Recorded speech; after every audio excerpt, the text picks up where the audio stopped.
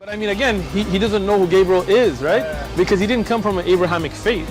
The people of Mecca were pagan. Quran is mentioned, if this book was from other than God, they would have found in it many contradictions. If a book is without contradictions, that has no bearing on whether it comes from God or not. I've had phone books that are inerrant, but I certainly don't think God gave them. That we believe without understanding. The brother asked a very important question, that most of the scholars say that listening to music, watching movies, and most of the television programs, they're haram. So how can we have fun? Let me tell you, brother, at the outset, that having fun is permitted in Islam as long as the fun is halal fun. That the standard narrative has holes in it. The Prophet tells us because Satan or the devil sleeps over our nostrils. Those who oversleep and not pray Fajr on time, Satan urinates in their ears. I really do think Jesus was crucified and that he really was dead and buried. He thought that he was a son of God in the sense that he was specially chosen by God. I think Jesus really did think he was going to be the Messiah, the future king of Israel. I mean, that is, after all, why they crucified him.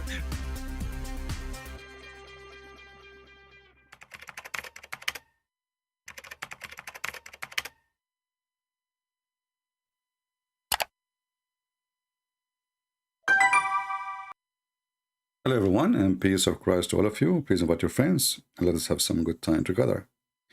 I wasn't actually going to go live, because we don't have really too much action in lately. Not too many people sharing our channel. Thank you very much for not doing that, and not too many people doing their job. So sometimes I wonder if I should go live or not. But I will do it. Just to make a point, and those who care, they will share our broadcast, and those who don't care, they don't care anyway. YouTube recommended a video for me, and I have actually, the link is down in the info for the video, and this is a Muslim channel. In this channel, this is a sheikh, very well-known sheikh in Saudi Arabia. He is warning.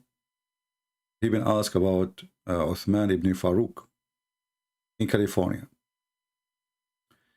So they ask him, what do you think about this person? And obviously Uthman ibn Farooq, if you go back to, he was last year, I think, in Saudi Arabia, last winter. So if you go to Saudi Arabia, mostly he is going to be arrested. Or in the best scenario, he will be questioned, if not arrested. In the video here, I cannot play the whole thing because, we don't want people to claim copyright. You can watch the video later by yourself, and they have a good collection of things. Actually, the video is not only against Uthman ibn Farooq, it's against Mimi Hijab and Ali Dawah and all those little cats. Here, when they ask him the question, he said, اسألوا عن حال الداعية عثمان بن فاروق الذي هو في كاليفورنيا سان دييغو، وقد سئلت عنه مرارا وتكرارا، وكنت أرجئ الكلام فيه حتى أقف على كلامه لأنه لا. Right, you can go watch the video, the rest of it by yourself, and you will see he is speaking about him, that this person is he's warning people about him. He is not telling the truth. And he said, when they asked me, I do not know much about him, I never heard of him, so I decided to go and check him out to see what this guy teaches and what he is about. And he said, it's not right to give an opinion about someone I don't know. So he said, it's not for us, it's permissible for us to speak about an individual without we praise or criticize him, regardless, except with the clear proof. And then he go and he check the videos, and he come with the conclusion that this guy obviously is a munafiq. He is warning people. Munafiq in Arabic is somebody is a hypocrite, which means he have no religion really. Like he changed his side from, it's like a lizard when he changed his color, When he is over a green grass, he's green. He's over a brown rock, he's brown. So he is warning about him. And the whole video actually is not only about Uthman ibn Farooq, but most of it is about him and those who they are considered like him. And then later we will find that even there is Mimi Hijab there and a bunch of Abdul. They are exposed in this video too. لا يجوز أن نتكلم في شخص سواء كان مدحا أو قدحا إلا ببين. Let us go. And now he showed you people who they are in his kind, and those are not valid Muslims, and they are not true Muslims. You know, those are the kind he is speaking with, and those are his associate. And in the video, they have like a screenshot of videos and some shortcut of videos. He said he praises the heads of people of innovation, such as he praised Abu Abdul Aziz at-Turafi. And he is a muhaddith or muhaddith. You see, the YouTube is not allowing me to read the word. Let us play it. كثنائه Muhaddith. على Muhaddith is the one who come with things is not Islamic, you know, like something they want to change, you know. There's the old Islam is not fit no more, so we have to change it. It's like when you say, well, the sun set in murky water, and this is what the people believe in the time of the Prophet. But if we say to people today that the sun set in murky water, people will laugh at us. Or when you say breastfeeding for adult, you know, you want to tell people now that Allah, he sent the verses, it says breastfeeding for adult. So we have to lie and say, well, it's not breastfeeding for adult, really. It was drinking milk. Yeah, it was drinking milk. And the hadith about it is fabricated. عبد العزيز الطريفي وأنه محدث. Yeah, muhaddith is supposedly someone who repaired the hadith, but he is, you know, he fabricates his own way. As all of them, actually, all of them do the same. Anyway, and here, if you go, they give you example.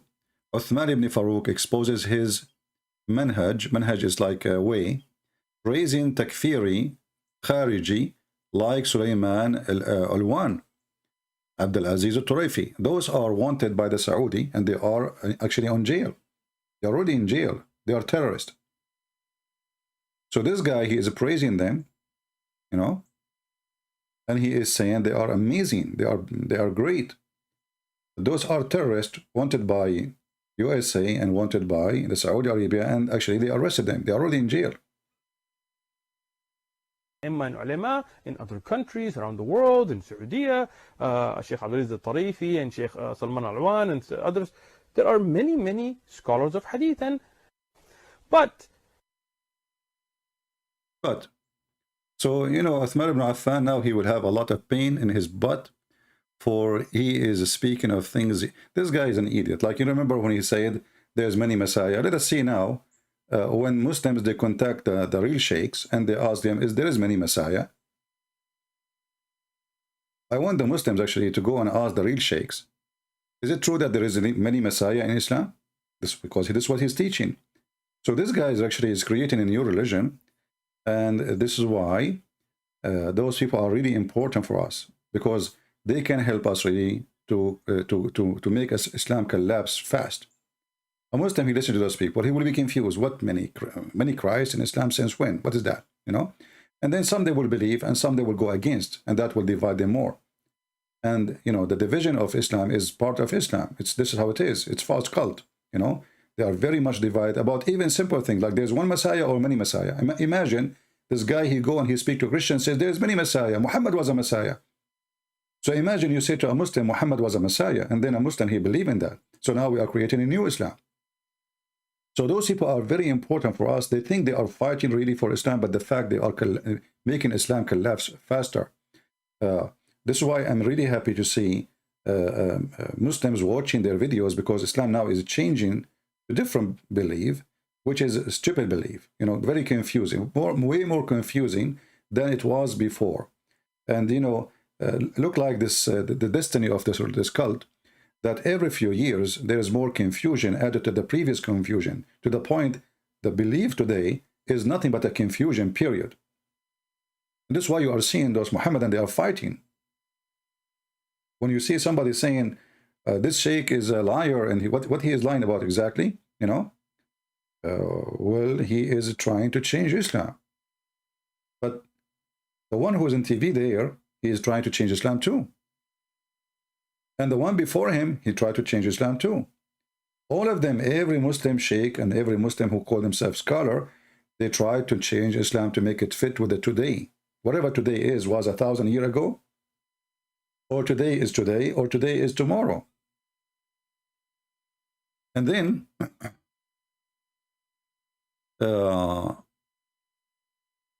focus with me, my friend from India. Don't give me a question, have nothing to do with my topic.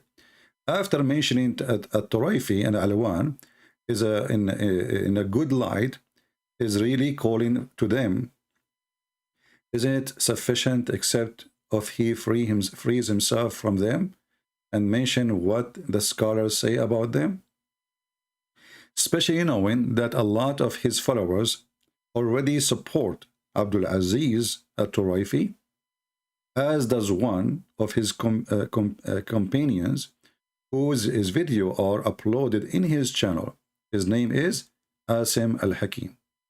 We reference, even though we don't mean to support it. They are playing the voice sound very fast. And here, I mean, the video is really a collection of crazy stuff about Uthman, and then they keep moving, exposing him about things he say. Again, there is a part of video with David Wood here in this video. And now they go back to the Shaykh. He says, likewise, he praised Abu Ishaq al-Huwaini. Abu Ishaq al-Huwaini is a joker. This guy is the monkey of the town.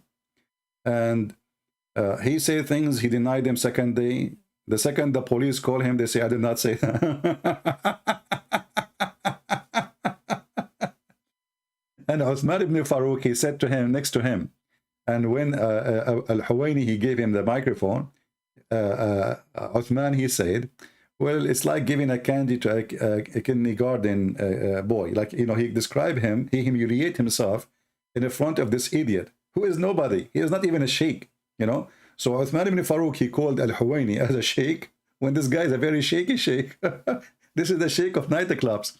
So he called himself like he is just a kid like him, to honor him. Like, you know, they are really munafiqeen. They are really hypocrite who praise somebody, so later this body, he will praise them too. You know what I mean? Like exchange of benefit. So this guy, he have many followers too. Uthman, he don't. So I will praise him, and then he will praise me in return, and then I will get the same support. Bingo. Tariq. مدح أبي إسحاق الحويني وقال شيخ كبير عظيم. I'm not. Relax. He said he is a great scholar. He is a great sheikh. Azim, not even Azim. It's like from the greatest, you know. Azim, one of the names of Allah. He gave to a sheikh. So Al-Huwaini is a great scholar.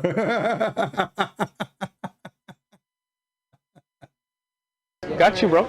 I did not even write a book of tafsir, so obviously I appreciate the compliment, David, but it is not true. Ibn Kathir, I'm a nobody.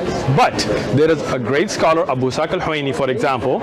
A great scholar, Al-Huwaini, as an example. I mean, this guy, unbelievable. This guy is a joke. Al-Huwaini, I will question between my two pinky fingers. What an idiot. And you know, when you say Ishaq al-Huwaini, Abu Ishaq al-Huwaini, tafsir, this guy, he have a tafsir since when? His tafsir is accepted by who?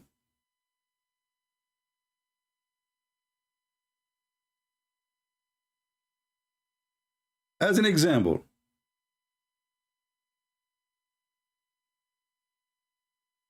this guy, he don't have a tafsir really. He used tafsir Ibn Kathir to play with it.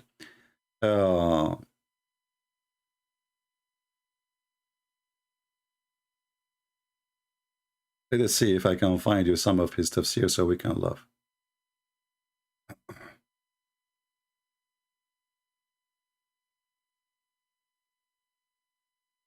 You don't even have a real book to consider. Let us see. Hold on.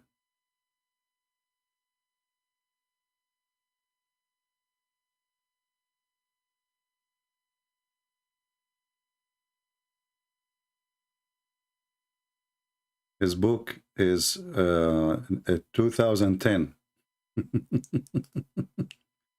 Suddenly the Muslim, they have a new scholar.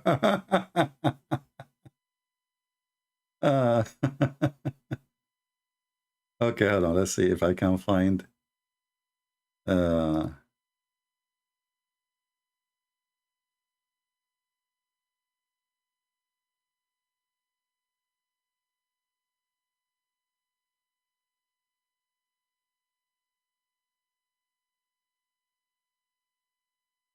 This is a joker. This guy is a joker.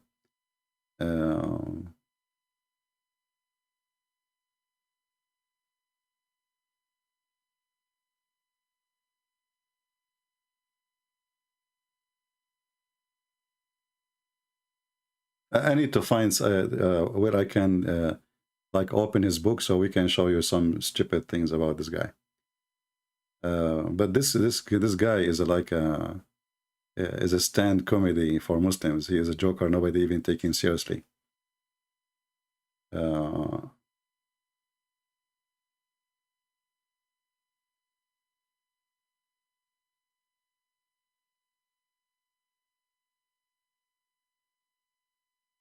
Let us see.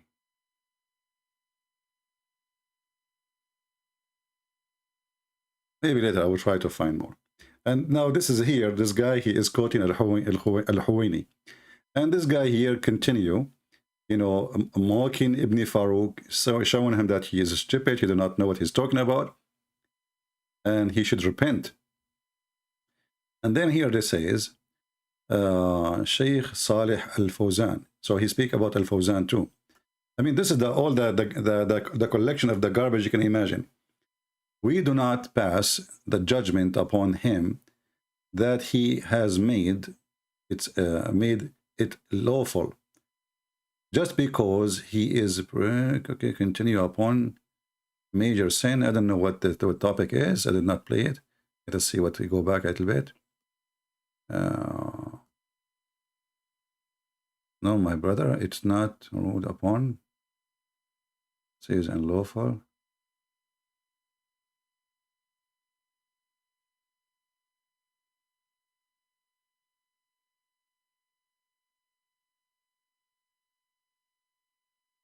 Yeah, this is here talking about a fatwa of those they call them takfiriyin. Those are like Al-Qaeda and ISIS. So now Uthman, I mean, this Uthman is really funny. He is the ketchup boy. In the same time, he support Al-Qaeda and the ISIS, but you don't dare really to say. But he mentioned names. Maybe he do not know those people they represent who. And now he's in trouble. So those people, they say, the one who commit major sin, he is a kafir, should be killed. There's a video of Uthman ibn Farooq. He was speaking so friendly when he was talking about gays and lesbians. Almost he's going to hug them.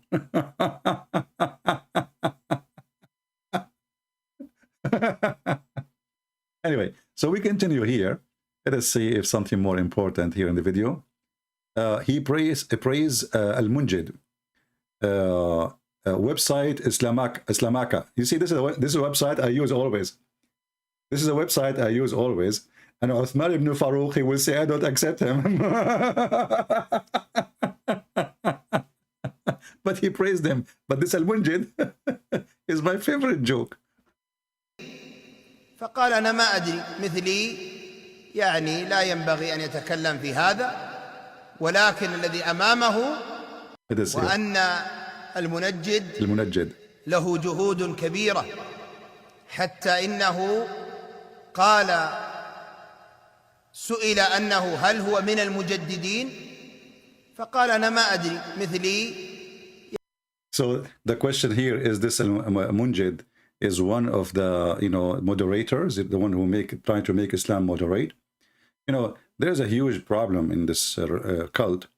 Muslims who they are in contact with in the civilization, and Muslims who refuse the civilization, or let us say science and etc. So those who refuse it, like Mimi Hijab, actually even here in the video, and there's some other sheikhs who they are trying to make Islam look nicer, look more appealing, look more scientific. So they try to throw behind the shelf or behind the storage room, in the dark room, anything will make Islam so stupid. And this is exactly what those people do, you know. So this video here, the nice thing about it, they are quoting for you collection of videos, collection of examples with evidence of a speech of each one of them. It's not like, you know, they are saying he said, she said. They are giving you the video. And this guy, Mohammed al-Munjid, he is from the Muslim Brotherhood.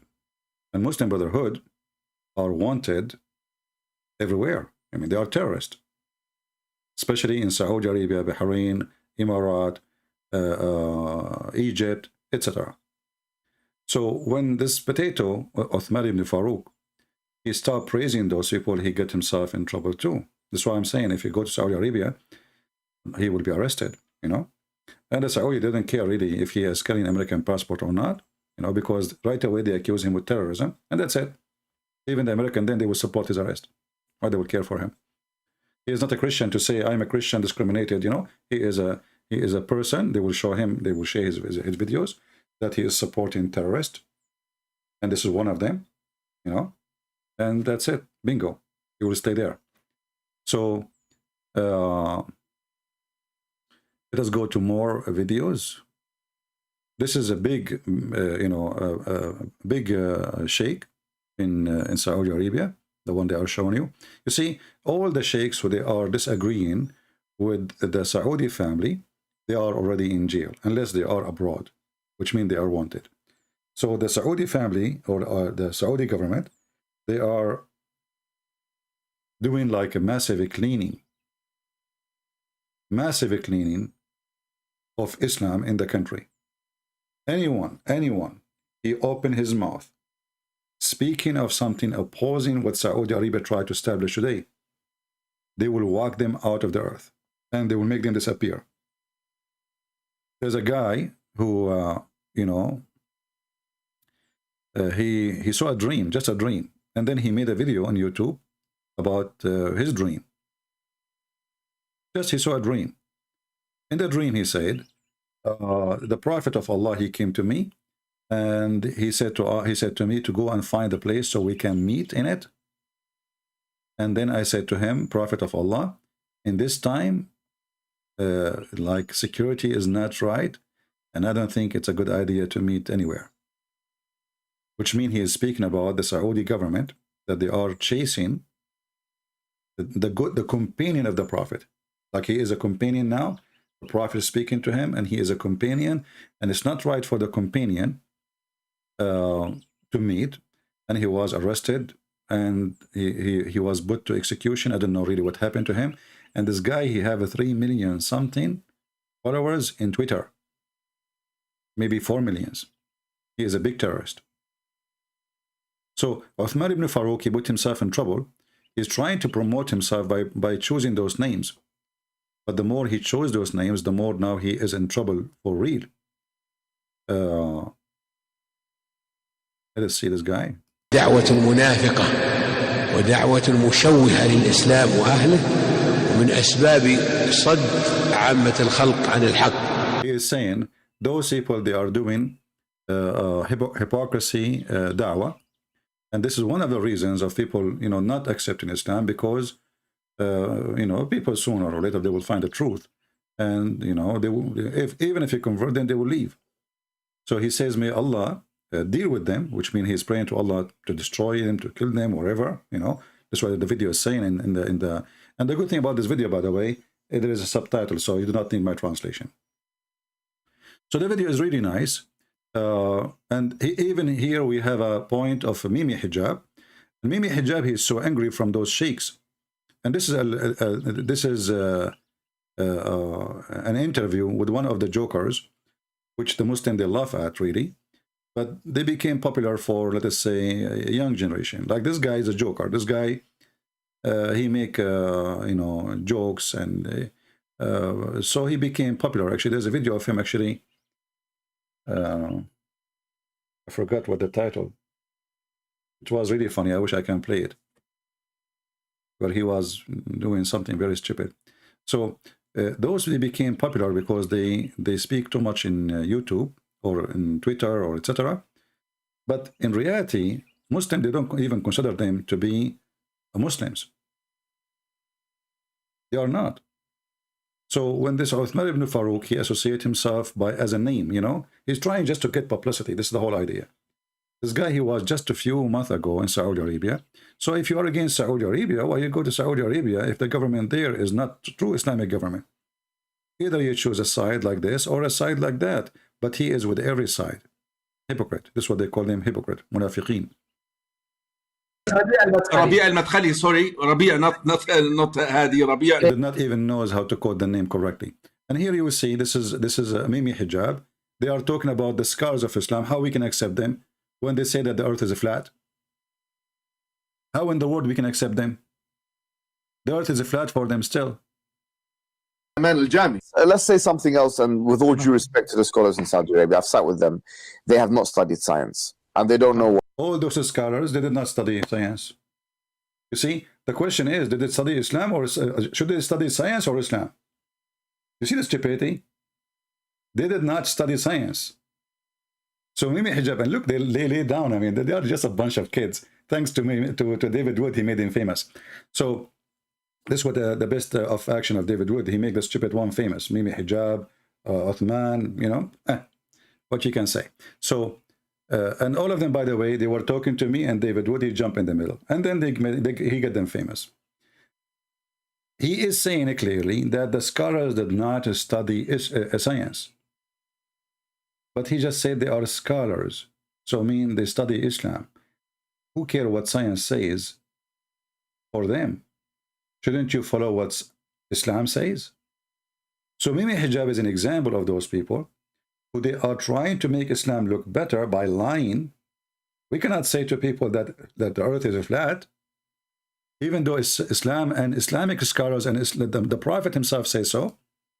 We have to, you know, we have to make Islam fit with science. So listen carefully what he say.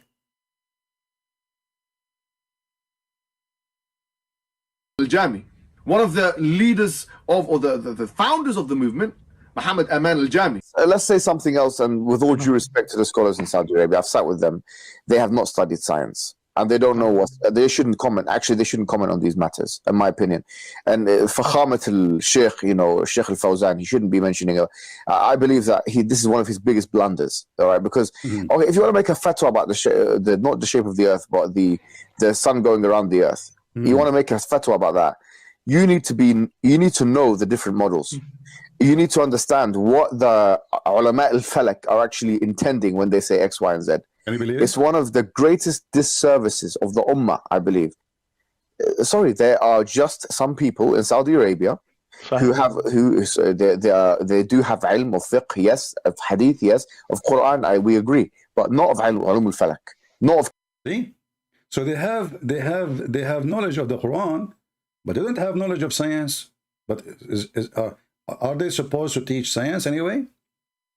The Quran says the earth is flat. Well, the earth is flat then.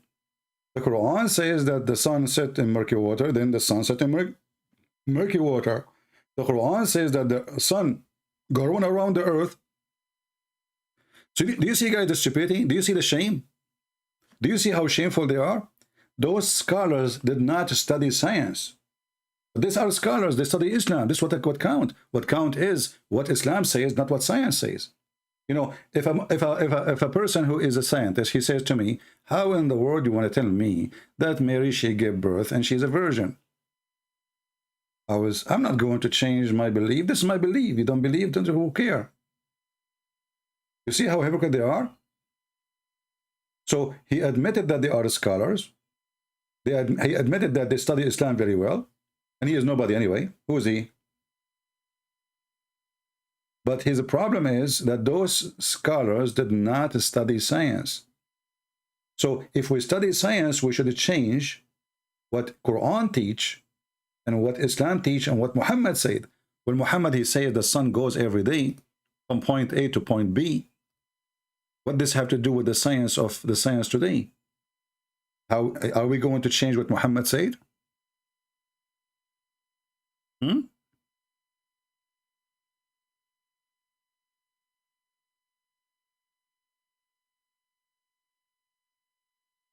So you see how Muslims are really suffering from big problem, you know. I ask Allah, Prophet, regarding the verse, and the sun runs into its fixed course, for a term decreed for it. Chapter 63, verse number 28. He said its fixed course is under the throne of Allah's throne. And this is al-Bukhari. And this is al-Bukhari too. And this is Riyadh al-Salihin, at-Tirmidhi Sahih. And this is Sahih.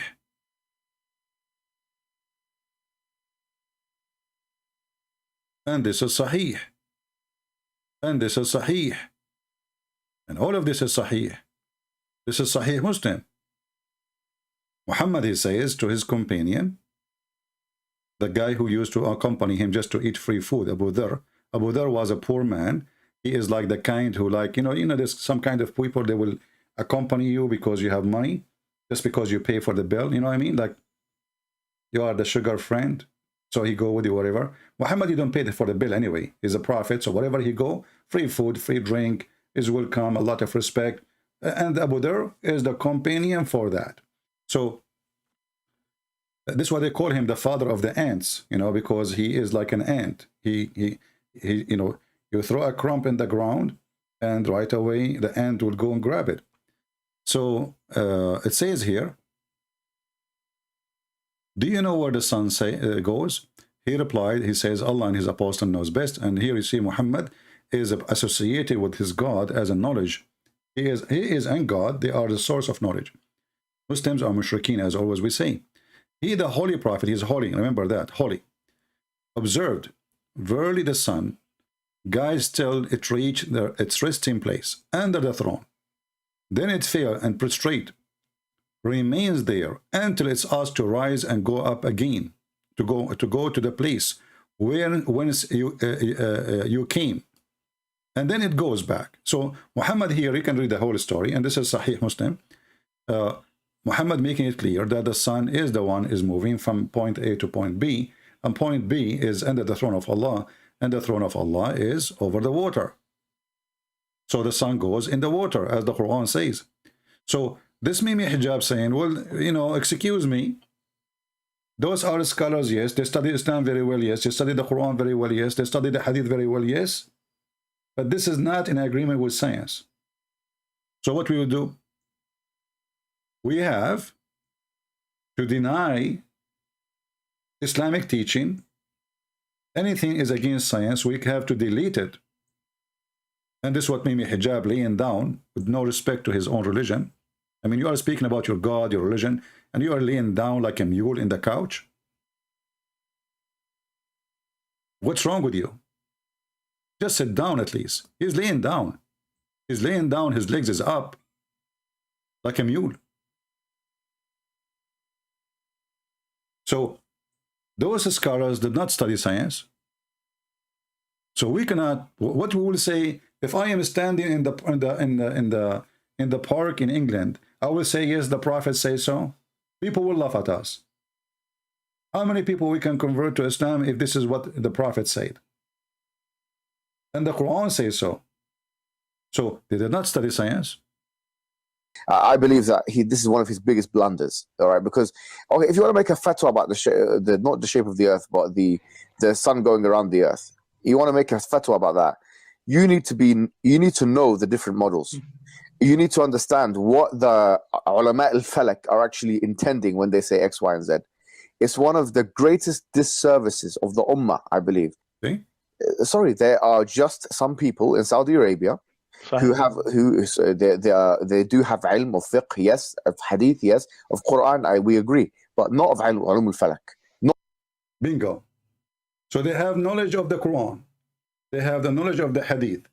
They have knowledge of the fiqh, like, you know, let's say to study Islam and to analyze and to make decision. But science, sorry. Thank you very much. Stop there. But who said that religion? Since when? that we have to change the religion we believe in, and what we will do, what Allah said. When the Quran says that the earth is flat, are we going to say Allah is a stupid? Sorry, Allah, you do not know science? And this is why when we show them the sun set in murky water, the Muslim decide say, oh, it appear like this is from the perspective of the eye. But you know, can't Allah, he says this is from his perspective. Can't he add that word?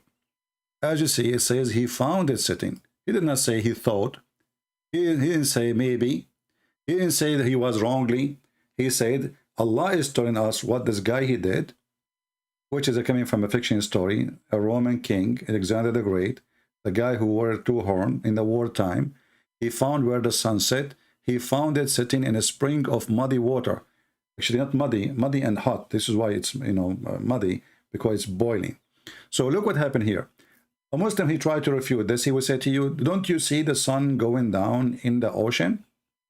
Well, we have a big problem that bigger than this, because even the verse says it is a spring of water. And since when the spring of water is an ocean? So people like Mimi Hijab, Ibn Farooq, those kids, who they can say whatever they want, and they are not responsible for what they say, because simply they are jeans people. They are wearing jeans, you know, they live in the West, and nobody will take them accountable for whatever. It's a free land. You can say whatever you want. Who cares? So it says here, it's sitting in a spring of water, boiling water. It's not an ocean.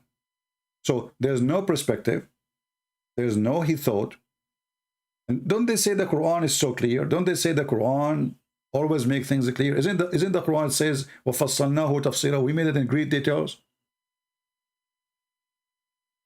So why you are adding things is not there? Because simply this is a problem. And not only that, if you go a few verses after, you will see even he continued moving, and then he reached the rising place of the sun. So there is a sitting place for the sun, and there is a rising place for the sun. But all of us, we knew that the same place the same place where the sun rises is the same place where the sun set. You do not need to go anywhere. I can sit in the same chair I'm sitting right now. I can witness the sunset from my chair location, and I can witness the sunset from my chair location. But as you see, the verse is so clear. He went all the way until he came to the place where the sun set.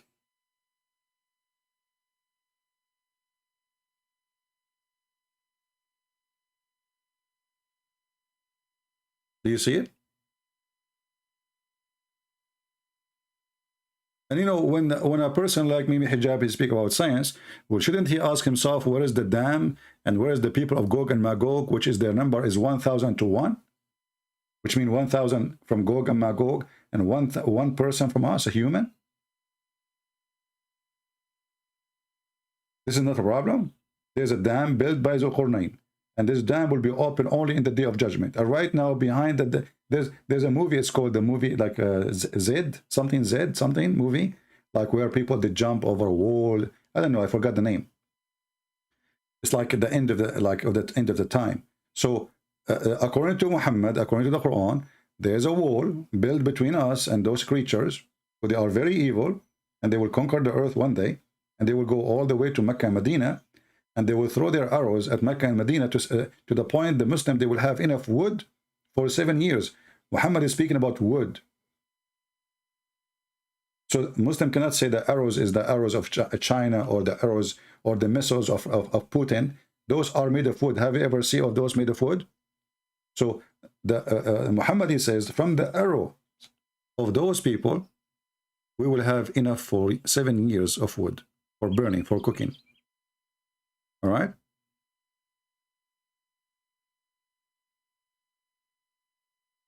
Somebody saying the Quran is not an astronomy book. No need to say, by the way, the earth orbit, the sun. Well, my friend, your comment is not right, because you are saying to me, no need to say. Well, Allah, he said. You tell Allah. You see, the problem is that your God, Allah, he have a big mouth. So when you say to me, there's no need to say, well, you tell that your God. Did your God says that? Well, he said that. Then, you know, you are in trouble, not me. If you don't, if Allah is God, and then he says stupid things as we see in the screen, then Allah, he put his nose in science, and he is in trouble. If he just talk about worshipping, spiritual things, etc., we would say, okay, this is what this have to do with science. But your God, he decided to be a scientist boy. And the second he start talking about science, the second he start making poo-poo. So don't tell me that because the Quran is science in any. We know supposedly a book of religion is not a book of science, but your God, a big mouth. He can't shut up his mouth. He spoke about how the baby is made. He spoke about the sperm where it's coming from. He spoke about women have a sperm coming from their ribs. This is why I'm not getting married. You don't want to get married and you go to the bedroom and then your wife, she take off her clothes and instead of finding two breasts, you find testicles. According to your God, your women have a breast testicles. So don't tell me the Quran is not, it's too late. Tell your God before he open his mouth. All those verses in front of us about where the sun set, how the sun goes, where the sun goes, where the baby coming from. This is science, my friend. This is what this have to do with the spirituality anyway? Nothing. So your God, he have a big nose, and his nose is expanding the more he talk. You know the Bianco, what his name? The cartoon? So you want to make this is what the Muslims they're trying to do. They're trying to shorten the nose of their God. Like a Muhammad. So they deny what Muhammad said, that his nose will shrink, will shorten. Oh, the Prophet didn't say that. The Prophet didn't say the sun set in murky water. The Prophet, what he meant, well, let me show you what the Prophet said. Are you sure? Then we show them what the Prophet said. And then they will say, oh, this is not a true hadith. But it says there, Hassan. It says there, Sahih in chain. Oh, there's people lie about him. You know, the Prophet did not say that. This is your book. This is your Muslim. This is one of the authentic books of Islam in front of you. The Prophet, he said, the sun set in a boiling water. No, ask Uthman ibn Farooq. Like, who's Uthman ibn Farooq? This guy, he just took off his diaper yesterday and put ketchup to make himself look like a hero. If he's a hero, he go and join Mujahideen. Ketchup boy. So, in order to find a way to escape the stupidity of their Prophet, they try to make Islam clear from what Muhammad did and he said, and the Quran said. So, when they speak about, like, if you go and find the videos of the Muslim sheikhs, did you ask yourself why they are saying the earth is flat? Well, there is a reason. The Quran says so. I mean, what they can do, they are being honest.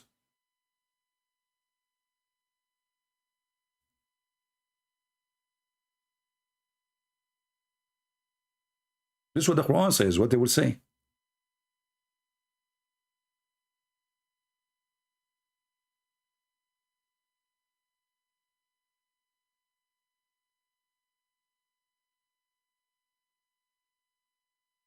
And this is what Mimi Hijabi was saying. Oh, those people, they go and watch like memory TV and they watch what they say in those videos and people will laugh at us.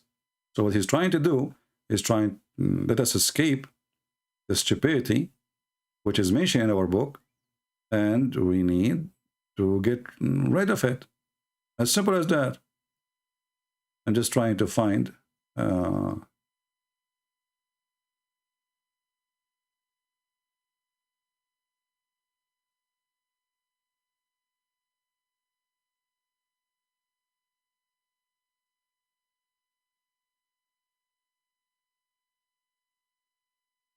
actually, I found different videos, but I want to find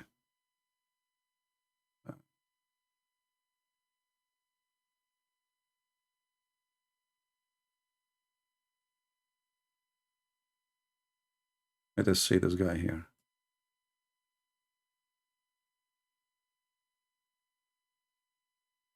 Siddiqa says, some quote that the Sheikh bin Baz said that the earth is flat, and whoever says otherwise, he's an atheist. This is not entirely true. This was said in the beginning, and the Sheikh says, I haven't seen it. I only judge by what I read in the Quran. And to him, all what Allah mentions in the Quran is that whatever you see it flat in front of you. Not that it is not round. So, see, now look, I tried to fix it. So he judged by the Quran. The Quran says whatever you see is a flat. So that's Quran says it's flat then. I mean, do you see the stupidity? They're trying not to lose the youth, the one who go to school and see that this is not right. Well, you just said that the Quran says whatever you see is a flat. So the Quran says the earth is flat. Anyone who says otherwise is an atheist? No, I don't think the Shaykh said anything similar to that. Nevertheless, he's not infallible. He's a great Imam of the Islam and the Muslims, one of the greatest contemporary scholars of our times. Okay, so one of the greatest scholars, he says the earth is flat. Who are you? Do you see the stupidity? He is praising the guy. He is one of the greatest scholars of our time, not like in Saudi Arabia, in our time.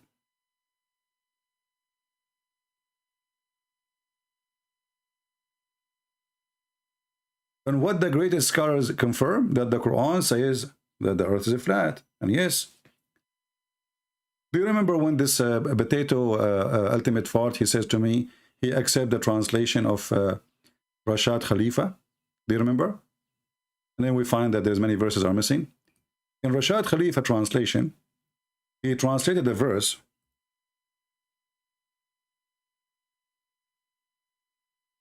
Oh, we are typing in English. Chapter 79, verse number 30. In the translation of Khalifa, he says, and the earth, he made it like an egg. But the word in Arabic here, the haha, he made it flat. This Rashad Khalifa is stupid. He don't speak Arabic, obviously. He was copying a kid who responded to me many years ago. He was like 19 years old. He made a video. He found in the dictionary, there's a word, it's called duhya, or duhya. But this is a different word. This is the haha. So the stupid, they start copying, and even Zakir Naik, he says that in his video. Brother and sister, somebody saying that the Quran says the earth is flat. In fact, if you go to chapter 79, verse number 30, you will see that the Quran says that the earth is like an egg. Like, what the heck? Where is the word egg? Why you didn't see it? Here we go. This is your Muslim translation. Not a single Muslim in the world who speak Arabic, he don't know that this is not egg. It's the opposite. It's making it flat. And look here, they are trying to make it look nicer. They say he extended to wide expense. Have you ever heard of wide expense egg? You know, if you go to the tafsir, you will see it says flat. 79, 30.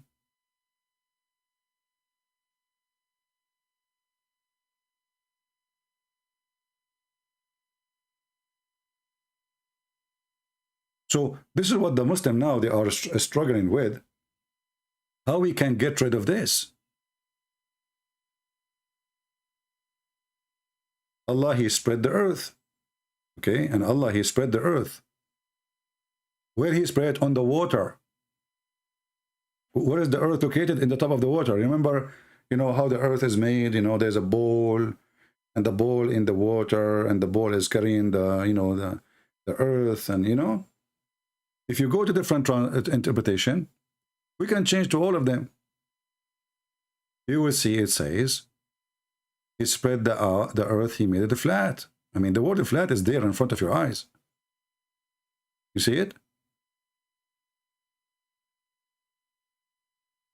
In order for the Muslim to make the Quran sound better, so they start saying, oh, this word is not flat, it's the shape as an egg. Perfect. You know? Shape as an egg. So the Muslim today, they are reshaping the Quran, reshaping the Hadith, reshaping the egg and the earth from being flat to be an egg. How much you can do of reshaping, right? A big problem for this cult, and they cannot live. You know, this is why me and Hijab, he says those scholars did not read, didn't know science. So look like if we know science, we have to change the Quran meaning to make it fit with the science, not what the Quran is saying. And here you see why this Mimi Hijab is a joke, because either you follow science or you don't follow science. If you follow science, you cannot follow Allah, because Allah teaches things is against science.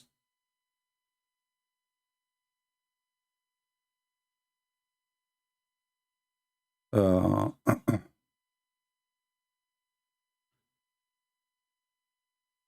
let us see here.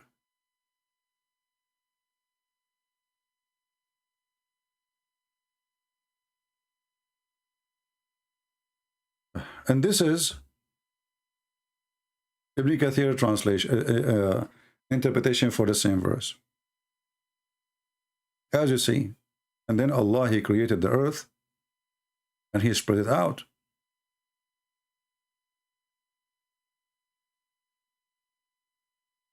And here actually, look what the Quran is saying, and this is Ibn Kathir. The earth was created before the heaven was created. Have you ever heard of a stupid thing like this? Because in order to create the earth before the heaven, then where is the earth located? Because you need to create the space for it first.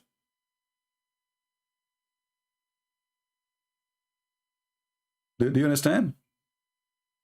Can you create something before you create a space for it? So He created the earth. The earth was where? In the mouth of Allah, in the stomach of Allah. So the earth created before the heaven. And then after He created the heaven, you know, Allah, He spread the earth out. He made it flat. And then after that, brother, He put mountain in the top of it. So according to the Quran too, Allah, He placed mountain in the top of the earth.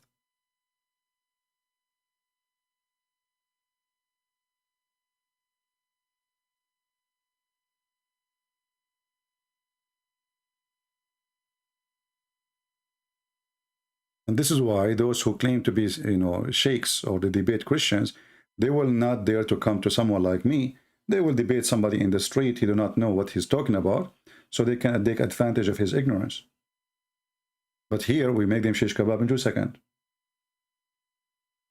How many million people they watch the video where it says smash Allah, smash Allah. The salty water and the fresh water, they don't mix. But the Quran doesn't say anything about what the video is saying. The Quran claiming a stupid mistake that the earth water, the fresh water, is separated from the salty water and they never touch each other. This is not about water of two ocean or two body of water like in one tunnel going together. No. This is about Allah, He put a dry land between a sea of a fresh water. Muhammad, he think the water, the fresh water, is under the ground. There's a sea, which means wherever you go, there's a water. That's it. You dig, there's a sea. So this is why the Quran says that there's two seas. Did not even use the word spring of water. It says two seas.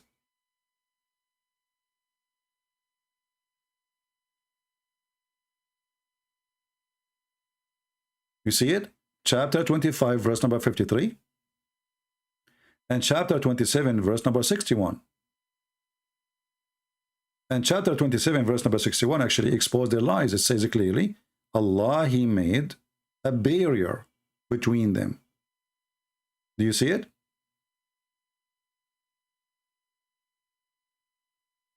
It's who has made the earth firm to live in, made rivers in the midst, set a throne mount their own mountains, immovable, and made separation bar between the two bodies of the following water.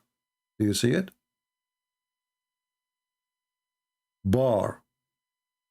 It's not water, salty water and fresh water touching each other. There's a bar.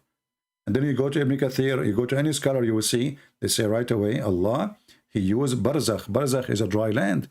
The same as it says here in chapter 55:19 and 55:20. Between them, there's a barrier. They cannot even transgress. So this is an error. And you can go and check the interpretation. As an example, Ibn Kathir, not me. But the video on YouTube, smash Allah, how amazing, smash Allah. How the Quran say that? How Quran knew that if this is not from God? Thousands of videos. Thousands. Fresh water, salty water don't mix.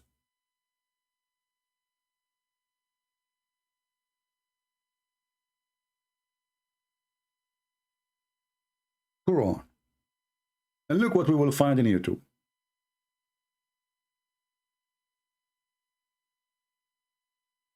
How many result? It doesn't show the result actually in YouTube, but endless, my friend. Endless. Look at this. Look. Brother. Brother. When the Quran is speaking about something totally different. It is the opposite. It is a stupid mistake. Does God do not know that all the water we have is coming from the ocean anyway?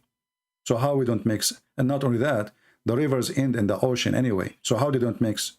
And not only that, we don't have two seas, the fresh water and salty water.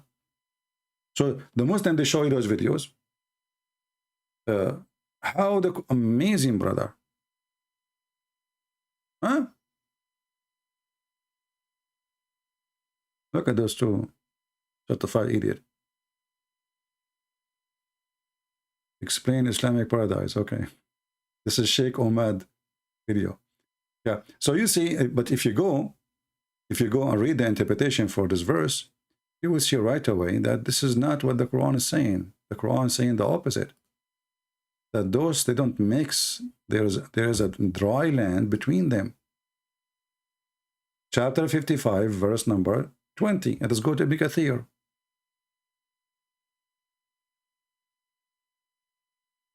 And by the way, Ibn Kathir, he was like a YouTuber in his time. He was the person. He tried all his explanation actually is made to refute the Christians. The Christians in his time, they were making fun of Islam. So this is a liar too. Even Ibn Kathir is a big fat liar. All this is just to defend. So if we go down, it says here,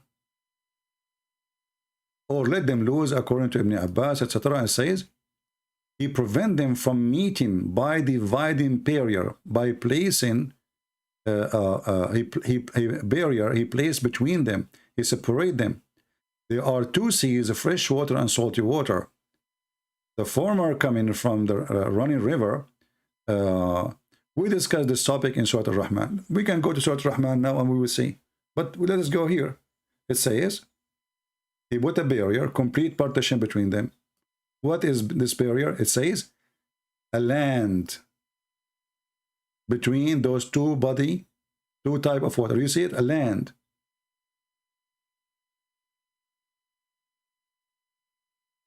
This is what the word barzakh means.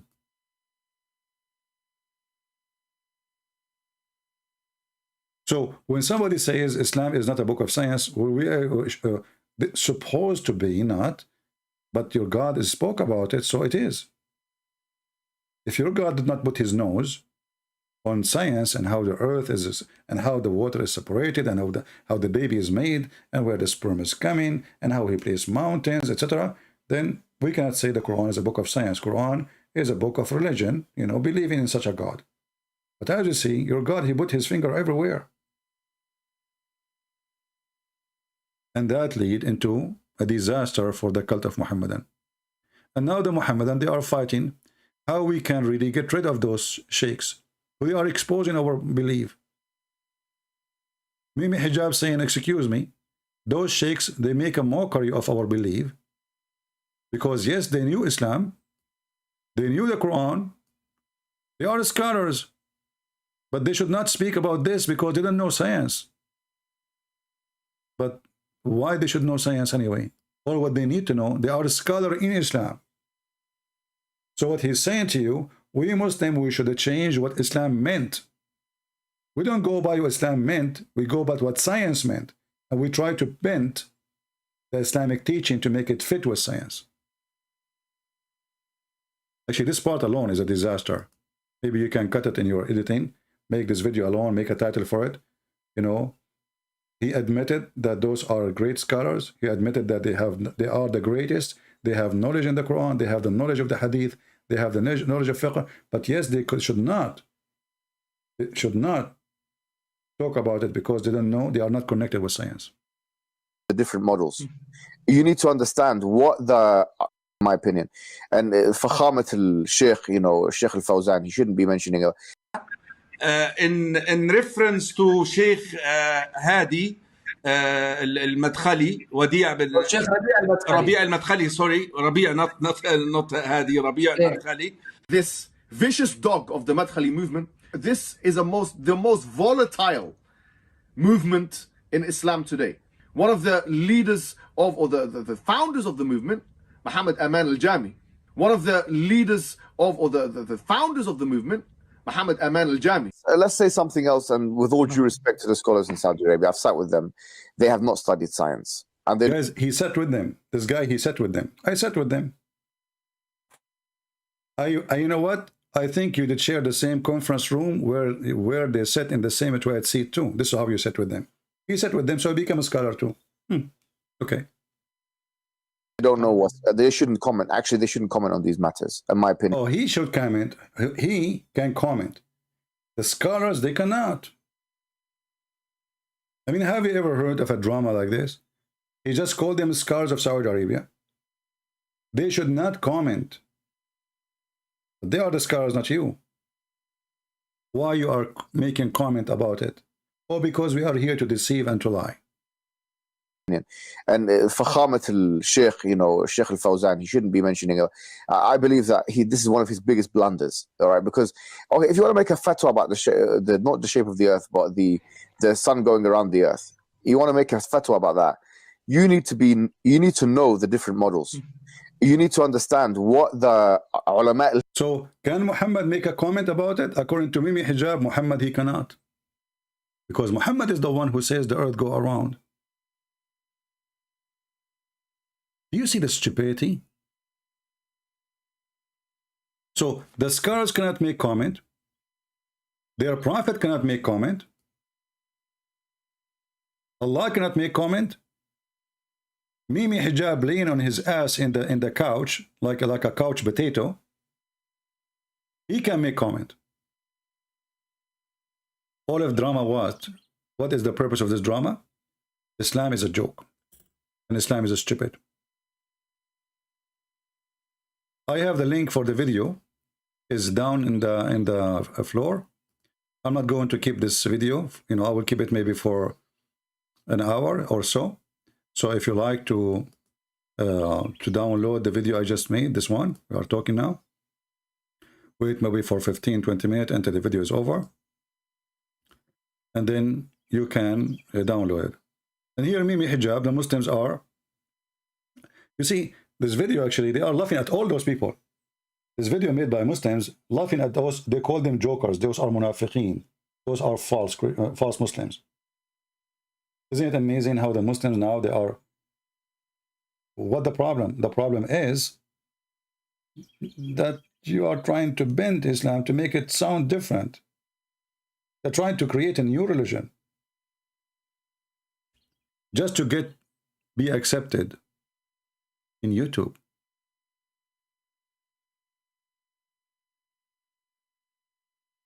You do not know Mimi Hijab, but if you study science, he can comment on it. Okay, but we are not commenting in science, you idiot. We are commenting in the Quran. And isn't it you, the same person who said to me the Quran is not the book of science? My friend, do you have a diarrhea of the comments? Isn't it you, the same person who says to me the Quran is not the book of science? Quran is not astronomy book. No need to say by the earth orbit the sun. And then you say this to me, you donkey. So if the Quran is not an astronomy book, why the Quran is speaking about astronomy? And who is going to comment about the comment in the Quran about astronomy? Very silly people. Don't come here. I don't know. I think you are fake too. I don't think even you are a Muslim. I think you are just making stupid things to make Muslim look stupid. So I suspect you are working for a Christian prince maybe. So I blocked you. Here we go. You are blocked. Are you happy now? I blocked you literally. Because you are making Islam more stupid than it could be. Sound fishy for me. Christian prince. So he studies science, he can make comment about science. We are not talking about science, we are talking about Islam. And Islam speak about science. This is why science is in the topic. Where those monkeys come to me from? Somebody opened the door of the zoo. Like somebody told you here we are scientists. Am I a scientist myself? Yeah, I used to work in NASA. You know what I do there. Like the president, the ex-president of Egypt, he told them that he was a member in NASA. He never been there. He don't even know how to speak English. Where do those people come to me from? So this is a great video. You can make, you know, and here Shaykh Uthman, he describe himself as little boy compared to this person. Look, this idiot, he is willing to humiliate himself next to this guy just to get promoted. الموضوع يعني ونترك الشيخ عثمان يدلو بدلوه فيه ان شاء الله. تفضل يا شيخ. جزاك الله خير. Sheikh is like somebody who gives a PhD thesis and then hands it over to a kindergartner. Did you see what he called himself? Did you see what Shaykh Uthman compare himself to this guy? But this guy is the biggest potato ever. This guy, he know nothing really about religion. He make a comment about the Quran. He use mockery. He use jokes. He use a wife and the mother-in-law, and he tried to make it connected to the Quran just to explain what Allah is saying. And then people laugh at both. They laugh at him. They laugh at the Quran and they laugh at what Allah is saying. So Uthman, he compared himself to this guy, saying he is like a little tiny boy in a school compared to him. MashaAllah. You give me the mic to someone like me? MashaAllah. Sheikh is like somebody who gives a PhD thesis and then hands it over to a kindergartner. And people are laughing. Now the guy next to him, he will feel so good, you know. This is what Islam is about. Allah and his messenger knows best. So now the guy, he is so excited. Yeah, Shaykh Uthman is good for me.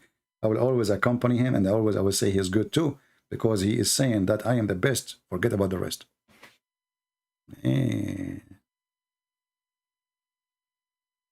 So anyway, feel free to download this video, share it with your friends, and the video for this here is in the comment section.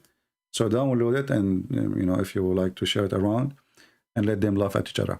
So as you see here, they cannot debate us. This is why they run away from debating us. Like this coward Mimi Hijab, he said to the Muslims, who you want me to debate? They said to him, Christian Prince, he is making a lot of Muslims leave Islam. So then he claimed that he's going to debate me. And then we set a date, and then he did not show up in the beginning. Then I start calling and calling and calling. And then we find that he have 6, 7 people around him. And he put the speaker far away from the microphone so nobody can hear me, what I'm saying. They can hear you or hear him only. And then he did not allow me to talk. He said, did you say that? And not only that, actually, in this video here, you will see the Muslim making fun of Mimi Hijab for refusing to accept the breastfeeding for adult. Let us see where is the part of Mimi Hijab refusing it.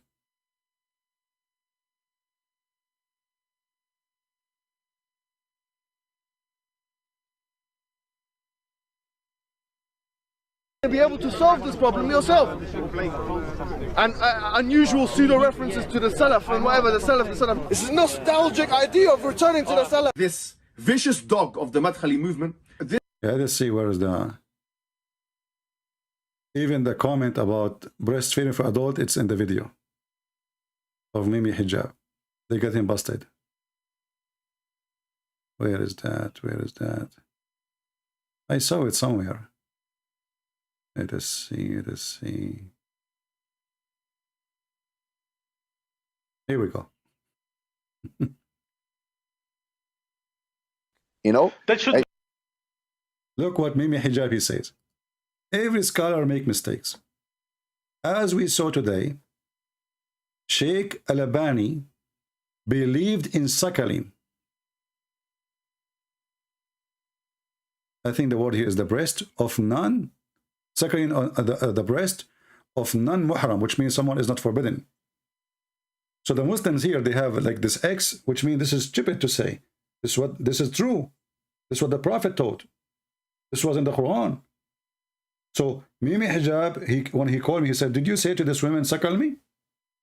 And they made the video, says a Christian predator. It's a Christian, what? They made me a priest, you know, to make it more... Predator, sexual predator, Christian prince, sexual predator. I was quoting what the Prophet said. And look, he himself, he said the same for Muslim women. I was quoting their Prophet, you filthy.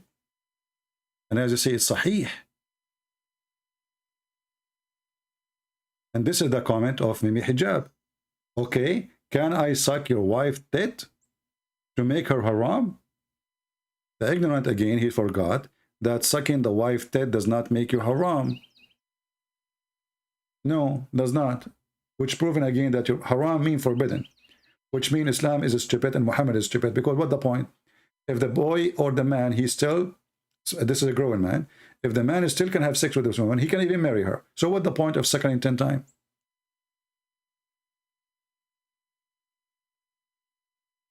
So this clash between the Muslims, and if you see here, Muslims, they have comment about this. Jazakallah for this video. Eye-opening video. Ahlul Haqq, etc. Okay. Brother Nasser, I don't agree with you. This is one, there is no one is infallible. Just because he made mistakes doesn't mean that he should be cancelled. The man calls in the Quran and Sunnah. And here, this is a good clarification of Uthman. Condition, I hope that Uthman and the brothers who watch this take as advice and not as a permanent of this brother, blah, blah, blah. Okay, they start bashing the guy now. Subhanallah, I live in Germany. And what is the proof saying Per Vogel is his party? May Allah reward you and Shaykh Omaysan, the one who was attacking Uthman. Much needed videos. May Allah preserve Shaykh Uthman, Shaykh Salih Al-Munjid. Those are the one who oppose.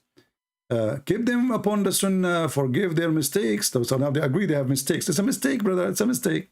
Okay. I trusted this channel before when it come to refutation. But now since I listened to Uthman ibn Farooq, I realized that they are not trustworthy or open the truth of the time, upon the truth of the time. In fact, some of them, they are just simply jealous for their brothers. Subhanallah, may Allah cleanse our heart. Reply, jealous because Ibn Farooq and Dawah man said it? He said to him, you idiot, didn't we show you what he said? They said. May Allah subhanahu wa ta'ala protect us from callers of misguidance, cause us to take knowledge only from those who they are upon the Sunnah.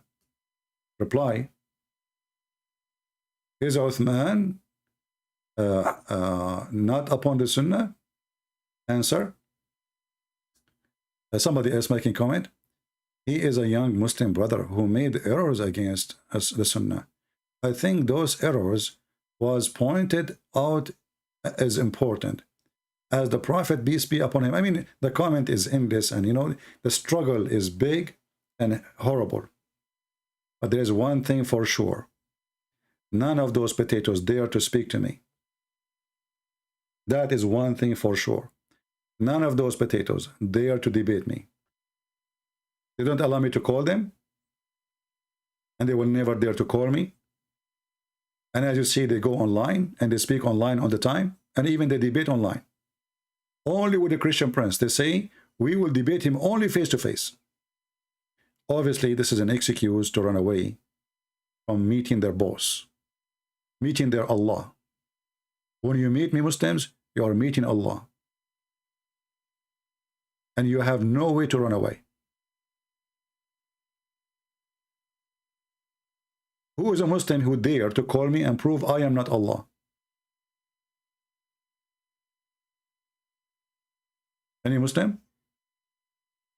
I can say, to prove it to you that I am Allah, I can say stupid things more than Allah. And that will make me Allah. Sun on, not only the sun set in miracle water, well, the sun set in my closet. Here we go. I'm Allah double now. I can be prophet too. Prophet Mohammed. You know, yesterday I wanted to do poo-poo, and there was no walls around.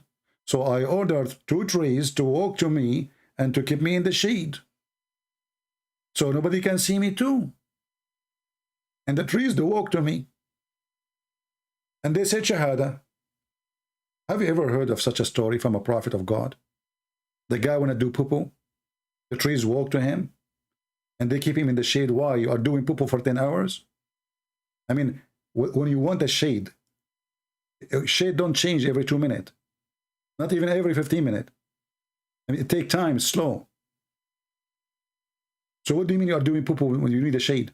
So if Muhammad became a prophet, or I can become a prophet easy, all what I need to say, I will say, I don't know how to write, how to read. That make you qualified to be scientist in Islam, according to Muslims. And you just say, yesterday a mule came to my house and took me to the 7 Heaven 11, which is in Ethiopia. I mean, have you ever heard a guy, he went all the way to the 7 Heaven in the sky, and then he found the Nile River there? And the Euphrates? I can do better. I can say, well, Allah, he took me and I found the Amazon. We can compete with the Prophet Muhammad, and let us see how many followers we will have. The stupid Muhammad, he heard that the Bible speaks about rivers from heaven, but the heaven of the Bible is in the earth. The heaven of the Bible of Adam and Eve, it's not in the sky.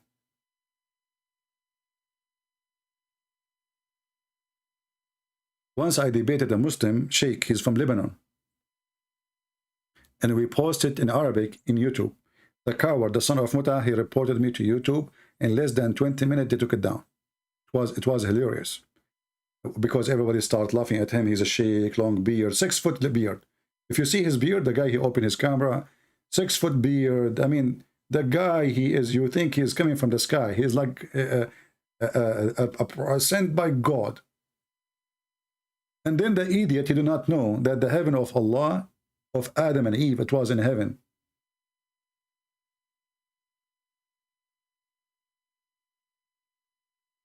This is the stupid Muhammad. He says, Sihanu wa Jihanu wal Furatu wal Nil, kullun min anhari Jannah. He took that from the Old Testament. But the Old Testament heaven of the garden of Adam and Eve is in the ground, is in the earth.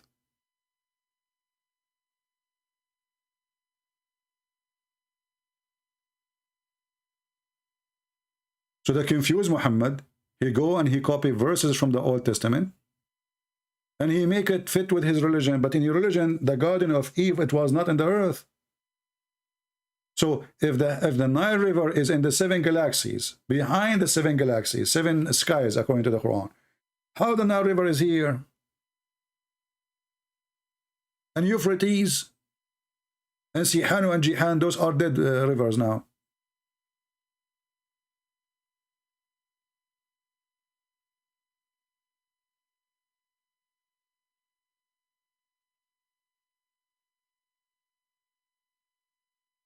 If you think you are qualified to be a prophet of Allah, which means you are ignorant, you are illiterate, you are silly, and you make up stories, don't forget to leave me a comment and tell me what is the best story you can make.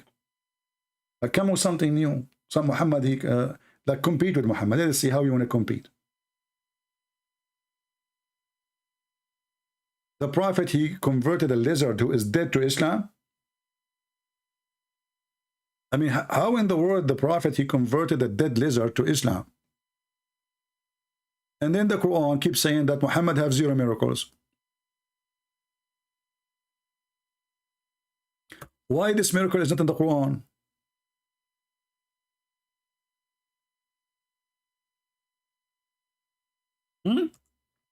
Why the miracle of Jesus in the Quran? The miracle of Moses in the Quran? The miracle of anybody is in the Quran, but the miracle of Muhammad is not in the Quran. The tree say Shahada, the camel is speaking to Muhammad, the lizard say Shahada, and he's dead. An Arab guy, he came to Muhammad, and Muhammad said to him, why you don't convert to Islam, buddy? He says, if this lizard convert to Islam, I will convert to Islam. And you have a dead lizard to eat him. You know? Those are the desert lizard. They are big. So he said, if this lizard convert to Islam, I will convert to Islam. Then the Prophet, he spoke to the lizard. He said, Assalamu alaikum, lizard. The lizard, he said, Wa alaikum assalam, Prophet of Allah.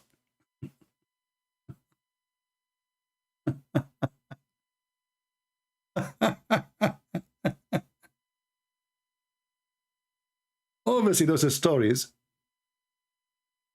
is written long after Islam, you know. The lizard, he converted to Islam.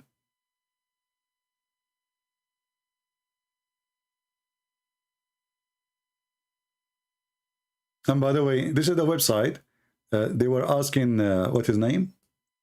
Ibn Farooq, how you accept this guy to be a sheikh, you know? This is his website. I use this website always. So anyway, the lizard, you know, when the guy, he says to him, if this lizard convert to Islam, I will convert to Islam, okay? So the Prophet, he says, hey, lizard. And the lizard answer with the clear Arabic words. Let me use a Google translation. Hold on. I mean, you know, it's in Arabic, but we can do. So the Prophet, he says to him, hey, lizard.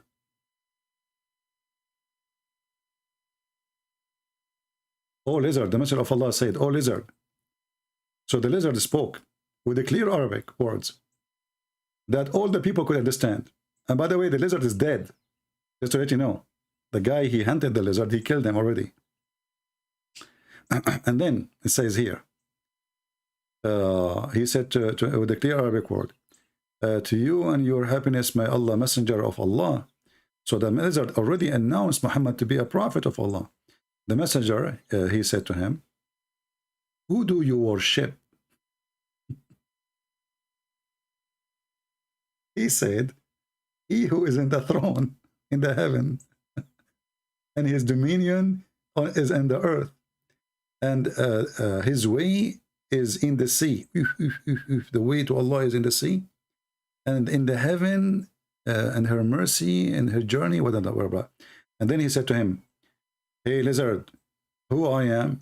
Who said that? Muhammad. Muhammad said to the lizard, who I am. Now, what do you expect the lizard to say? Come on, let us be honest. The lizard, he said, you are the messenger of Allah, the Lord of the world, and the seal of the Prophet. You see, Muslims, why you don't bring this lizard to debate me? Sound like he can do better than you scholars. Huh?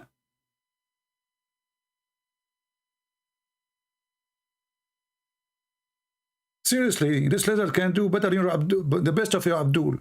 Look, he can say right away, the Prophet of Allah, you know, and he speaks clear Arabic, and you know Allah is above the throne. Look like this lizard, he is really a scholar too. Where he study? Where he study? Do you think Allah is speaking in his mouth? Must be. Aman Rabbi Aman. A lizard converting to Islam? And this is the book, At-Tabarani. I will post the link for you. As you see, we don't make any comment without showing reference. Let me post the link for you. So you can use Google translation and laugh. Maybe you can make a cartoon about it if you are good in graphic. The lizard, he knew where is Allah, and Muhammad do not know.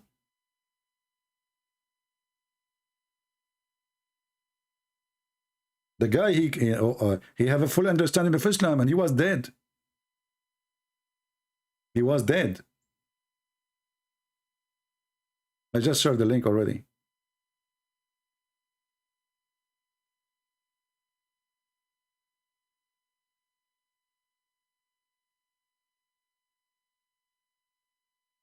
But remember, this is Arabic, so you have to use Prophet Google, peace be upon him, to translate. Yeah? The Prophet, he convert the camel to Islam. The Prophet convert the tree to Islam. The Prophet, the rocks, they say to him, Assalamu alaikum. The Prophet, when he do poo-poo, the earth open wide and swallow his poo-poo. And I was wondering, where is my poo-poo going? In my house, there's little seat. It's white seat. I don't know. I'm an Arab. I don't know how they work. You sit on it. You stand up. You hold something to stand up. You hear a sound of water running. And then you look down. You see nothing. Look like I'm a prophet too. And the earth is swallowing my poo-poo. I mean, even his poo-poo is amazing.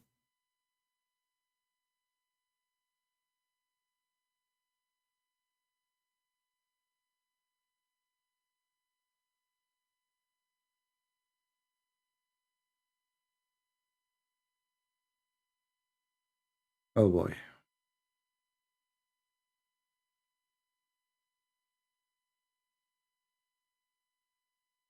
Anyway, so we will keep this video for a few hours. Don't forget to download it. And if you don't see the video anymore in the here in the screen, I mean in the listed in the web page, I might make it enlisted just for some time to give time for more people to download. But still, you can view it in Patreon. All right. You remind me of doing some work now, poo-poo work.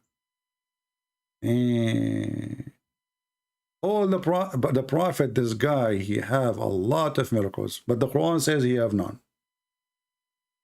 Zero.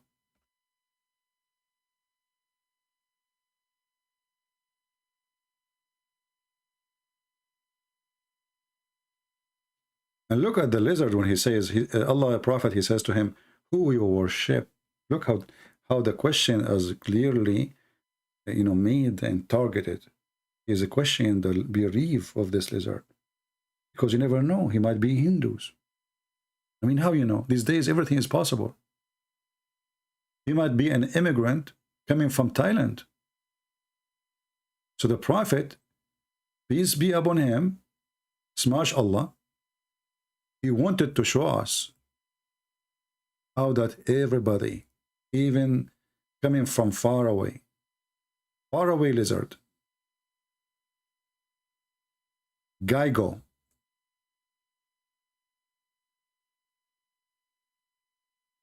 he believed in Allah too. And not only that, he knew, brother, who is above the throne. And Muslims, Abdur, didn't know where Allah. We ask a Muslim, Abdur, where is Allah? He don't say, no, don't answer this question. Is Allah is above the throne? Is he located above the throne? If we don't answer those questions. So how come the lizard, he can answer it? By the way, there's some kind of lizard. I'm not sure if they are converting to Islam or not yet. I mean, look at this guy. What is the problem? Don't you think he is a believer or what? I'm just looking at this website here to see what, look at this lizard here, this yellow one. Smash Allah. There is no way this guy is a believer, Or look at this one here too. Or look at this guy. Aman Rabbi Aman. What is growing in his back?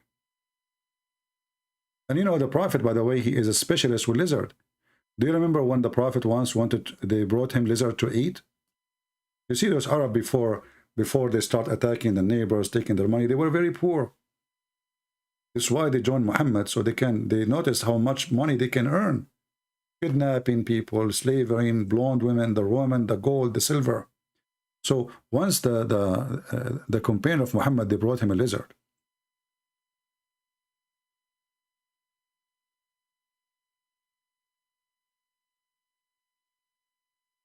And Muhammad, he look at the lizard to eat, he's supposed to eat. He look at the lizard and he says, you know what? They have 5 fingers. Let me see where I can find the hadith. Let me put the screen down so you don't get your headache. Okay.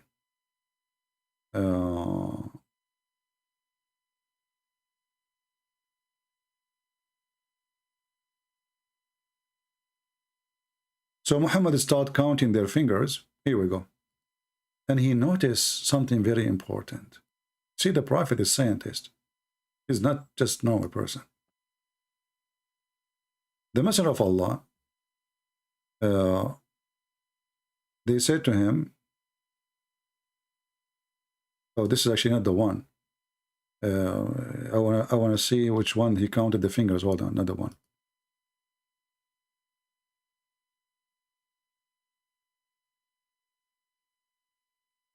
So he started, to make it simple, he started counting the fingers of the lizard. And the Prophet disliked eating it. Why? Because he thinks they are Jews. Yeah. Read with me. And this is Sahih Hadith. As you see, Sahih Hadith. We were with the Prophet, and the people caught Mestigor, and they grilled it, lizard, they glared it. Okay.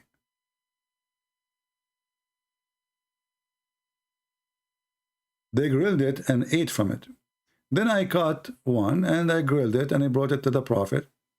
He took a palm stalk and he started counting his finger with it. And he said, a nation from among the children of Israel, we are turned into beasts of the earth. And I do not know if this is they. That's deep. So Muhammad now is not sure if he should eat the lizard or not, because this lizard, he might be specifically my friend Jack Shalom. And the Mimi Hijab, he says to us, the scholar should not make a comment about this. Because if you make a comment, people will know about it, and then when people knows about it, they will laugh at us. And when they laugh at us, they laugh at Muhammad. And when they laugh at Muhammad, they get screwed. So if you are a person who believes in the evolution theory, Muhammad, he have different opinion. It's the opposite. They used to be human and they become lizard. And the funny is, Muhammad is confused what they turn to be. But isn't it the Quran says Allah made them monkeys and pigs? And now Muhammad is switching to lizard. In different hadith, he said the same about rats. He saw a rat, and those rats, they don't drink she camel milk. So Muhammad came with the conclusion that those rats are the people of the Jews who Allah cursed them, made them rats. Why? Because, brother, rats don't drink she camel milk. Well, because they are smart. Because, she camel milk is dangerous. Always follow what animals do. If you have milk, if you have a cat at home, if you have a milk, you do not know if it is damaged or not yet, healthy or not, give it to the cat. If the cat refuses to eat it, it means it's bad. As simple as that. So imagine the rat is refusing to drink the she camel. Muhammad, he drink it. So look what happened. The genius Muhammad. Where is the rat? Where is the rat? Here we go. Muhammad again making the same poo-poo. Remember in the previous hadith, he was wondering if they are lizard. Now they are rats. The Prophet says a group of Israeli were lost. Nobody knows what they did, but I do not see them except that they were cursed and changed into rats. Okay, Prophet Muhammad, how you know that? Muhammad is a scientist. Look, he study, he observe. For if you put the milk of a she camel in front of a rat, it will not drink it. But if the milk is a sheep, put it in front of it, it will drink it. So Muhammad, he came to his conclusion. The Jews, it's written for them, brother, in the book of Torah, that they cannot drink she camel milk. This rat is not drinking she camel milk. Conclusion, this rat is an Orthodox Jew.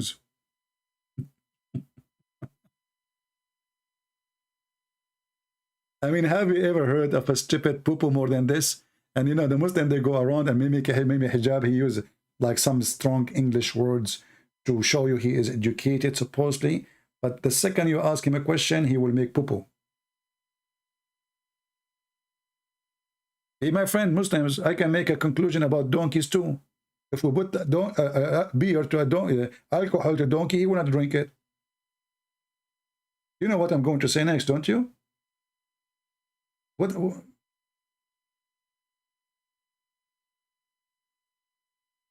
Who drink camel urine, save you?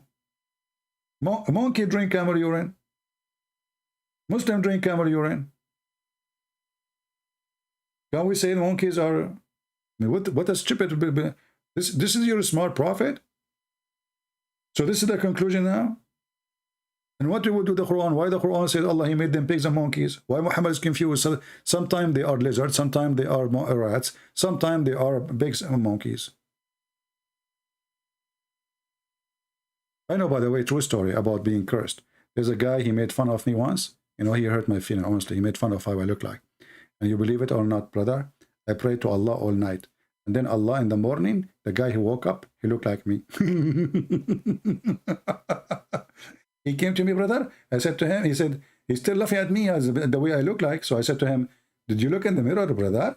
The guy, he went to look in the mirror. He saw his face. He looked like me. He fell down in the ground and he was dead. Smash Allah. True story. Sahih al-Bukhari. Do you know the story of the guy who made fun of the miswak? Miswak is a piece of wood, root. Muslim Muhammad, he used to put it in his mouth. And the same root, they beat the camel with it. The Muslim, they said to you, it's very short. That the fact it's a really wrong root. Today they make it short because it became commercial business.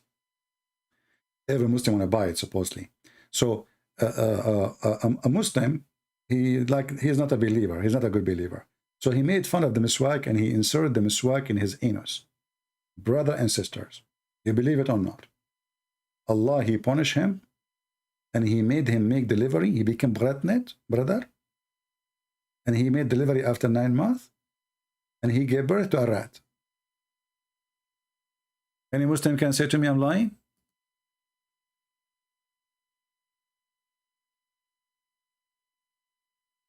Let me see if I can find the story in English. Hold on, that would be hilarious.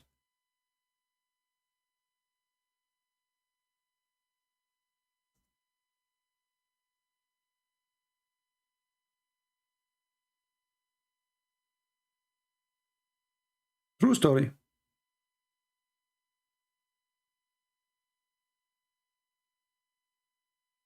Brother.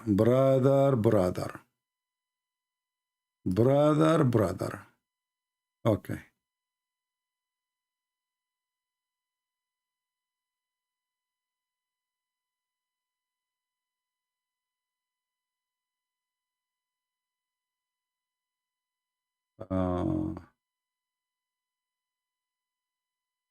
Okay, hold on.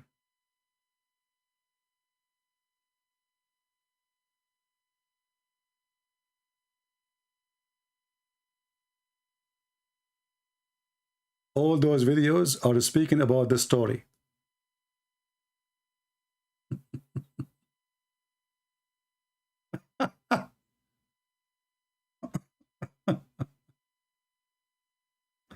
Brother, amazing story about the miswak, the guy who inserted the miswak in his anus, brother.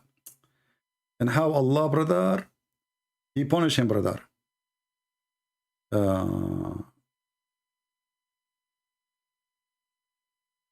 Let us see this video here.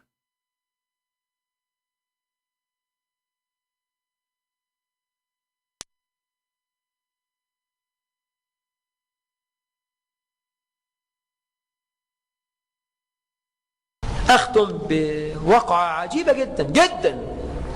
قال ابن خلكان، ذكرها ابن خلكان، والقصة ذكرها ابن كثير في البداية والنهاية الجزء 13. Guys, this is a story from Ibn Kathir, very number 13. الجزء 13 صفحة 72. Ibn Kathir, volume 13, page number 72. Listen carefully. This is not a Christian prince saying that. 70 وفي صفحة 2 الجزء 13 ذكرها ابن كثير في البداية والنهاية الجزء 13 صفحة 273 وفي صفحة 263. And in the page 263, this is the book of Al-Bidayah and Al-Nihaya, Ibn Kathir, about the guy who inserted this, وذكرها صاحب شذرات الذهب. Now the guy is counting for you how many scholars they mention this story, and this is a true story, brother. قالوا لها دير أبي سلامة وكان بها رجل من العربان فيه استهزاء زائد بالدين. The guy, he's from the Arab, he make fun of Islam. فجرى يوم ذكر السواك وهو جالس. Once they mentioned to him the siwak, so he was sitting. الشيخ عمل محاضرة كلها عن السواك، خطبة جمعة كلها عن السواك، فقال سواك ايه بس؟ والله لا أستاك إلا من الدبر. شفت الفاجر؟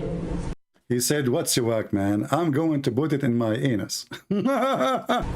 فاجر. وبالفعل أدخل السواك في دبره فآلمه تلك الليلة. So he put the siwak inside his anus, and it was hurting him that night. I mean, the story is really, this is Islam. And nobody get offended, and nobody says this is stupid, and nobody says what the heck is that, and nobody question how true the story is. Unbelievable. Now, if anyone of you, you can add subtitle to this video in Arabic. I can post the link for you, so people can die laughing. This is Islam, my friend. Not Islam of Mimi Hijab and those guys who that lie to you. The guy, then he gave birth to a rat after 9 months, because he put the miswak in his anus. See what happened to you when you make fun of the miswak of Allah? Who of you would like to give birth to a rat? Try it. Huh? Smash Allah. Smash Allah and try it. Don't trick. I don't know if you want to record yourself on YouTube. And I can't ask people to do that. That's horrible. Anyway, guys, feel free to download the video. I'm not going to stay longer than this. As you see, I don't know, maybe because it's summertime, not too many view. But in Muslim pages, the view is really high. In our page, for some reason, I don't know why. And we told people, like, guys, they used to come to the other channel, and we told them we are going to move to this channel. Still, people do not know how to find me. I don't know what's wrong, people. Remember always, you can always find my channel where it's located by going to patreon.com. It's for free. You do not need to pay. You do not even need to sign in. You go to patreon.com/ChristianPrince, and you will find where is going to be my coming broadcast. Just to click at the last video. Very simple.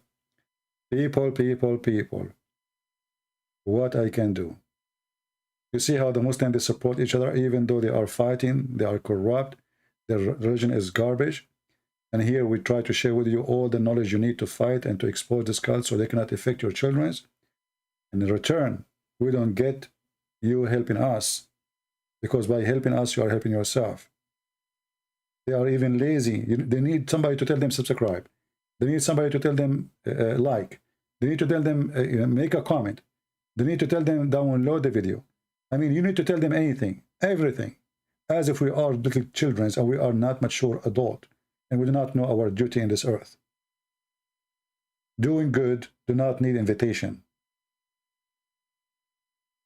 As simple as that. And those who do good only if you invite them. They are not good. Obviously, they did good because it's an embarrassment. How they can respond to the invitation. So do good when you can do good. One more thing.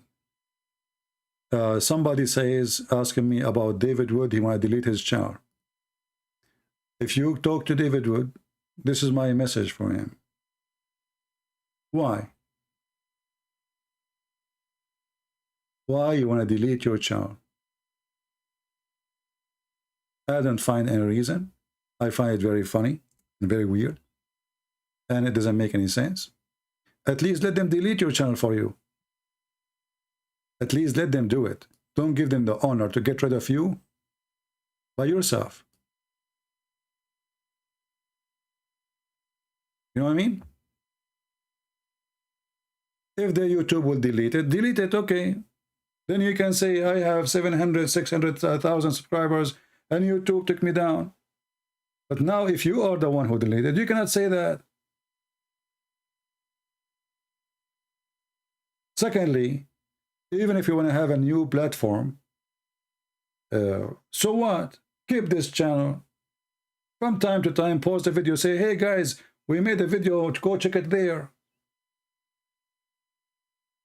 So I hope he is smart enough. I don't know if he really mean it, what he don't mean. I don't know. He sounds supposed to, you know, serious, but I don't know. But this is not a smart move for me. I don't agree with him in many things he do. And this one is one of them. I don't know. Yeah, but nobody will go there, my friend. You know, if you make a platform for yourself, who is going to go there? You will see. And not only that, it's very costly. Do you see now I have 700 people watching, right? If I am the one who's paying for it, I will be bankrupt. Do you think this is cheap? Do you think it's cheap to run live broadcast and there's 700 or 1,000 or 2,000 people watching live? I had a website before. It's called mohammedtube.com. And I could not take it no more. It's very costly. I receive a bill every month as if I have a phone bill, but this phone bill have no limit. Because the more view you have, the more they charge you. So I don't know what he is doing. And you are giving the Muslim victory. Hey, we kicked them out. This is what's happening. So I don't know. I mean, if you are trying to promote a new platform, you can do that without leaving the channel. Delete all the videos here, so they cannot flag you. And from time to time, post a video which nobody can flag. Says, hey guys, I have a new video. This is the title. Search it. They go there. Make it like another window for you to get in touch with people who, you know, I don't know. I mean, I don't understand people why they do that. And you know, like here, he have a debate with this idiot, Ahmed, and he starts speaking about alcohol. Tell David Wood to watch my video and see how to refute such an idiot in 2 minutes. What alcohol? Just learn, guys. Learn. We master Islam. Islam is our joke. Huh?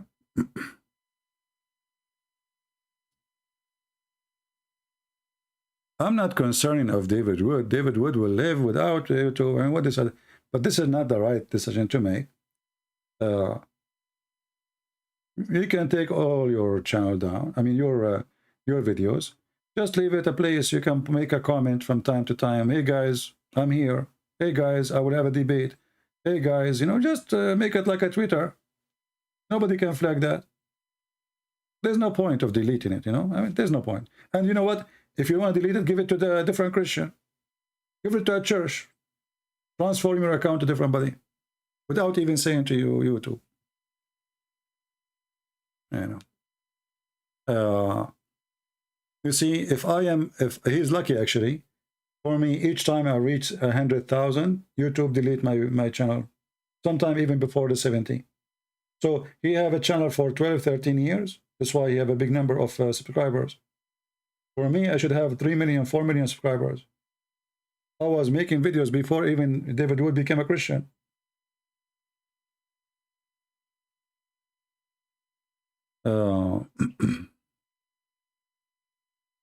But anyway, he's free to do whatever he wants, but I don't think this is the right decision. Actually, the Muslim, they will like it. They think if they flag videos of channels, you know, the Christian, they will leave. I will never leave. You delete my channel, I have 10. I will pop up right away. 2 minutes after, I will go live. Trust me. Try it. Actually, they try it many times. Yeah. I have many channels. Who care about the channel where it is? What we care for, that the video is going to be made and Muhammad is going to be exposed no matter what they do. Very simple.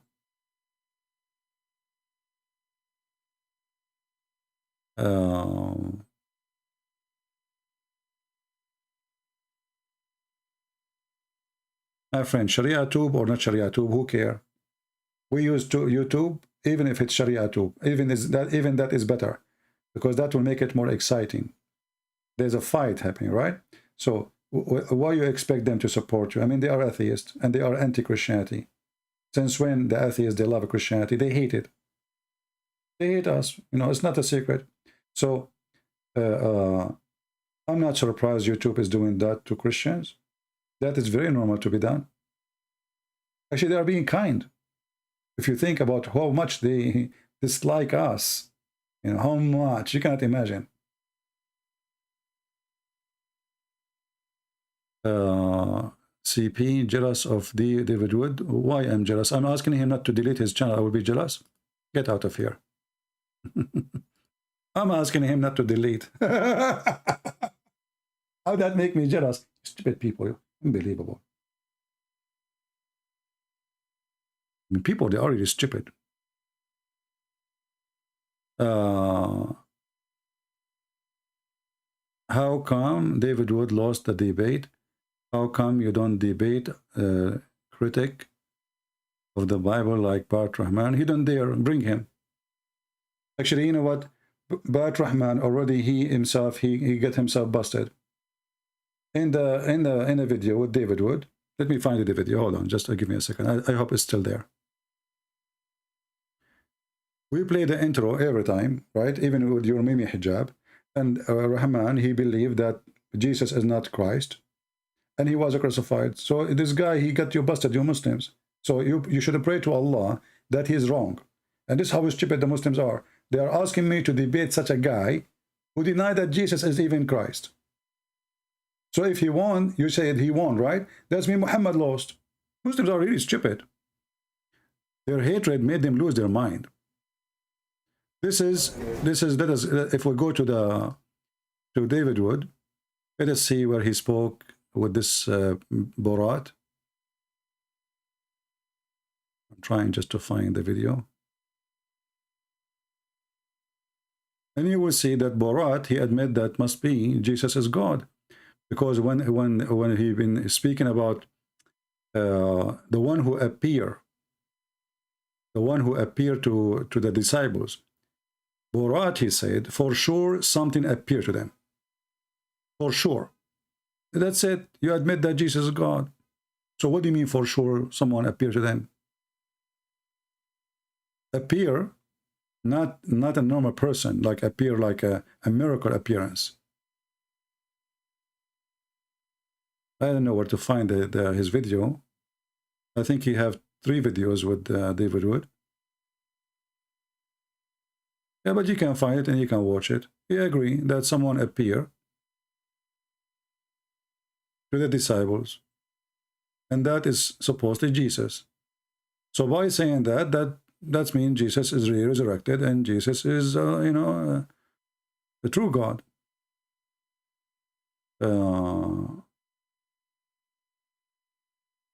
I don't know if this is the one. No.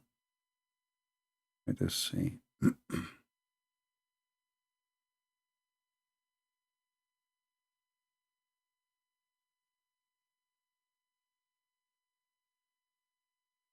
Anyway, you have too many videos there. It's hard to find it. Here, maybe this one. Here. I don't know if this is the original one. I think this is a different one. Or maybe this is the same, but David Wood, he copied a part of it. So he made it clear that someone appeared to the disciple of Jesus. They'll say belief in the resurrection arose from something with Osiris or something like that. What's your perspective on those parallels? Is that where belief arose? Yeah, I mean, I cover that in my book, Did Jesus Exist? Because this is an argument that the mythicists themselves also use.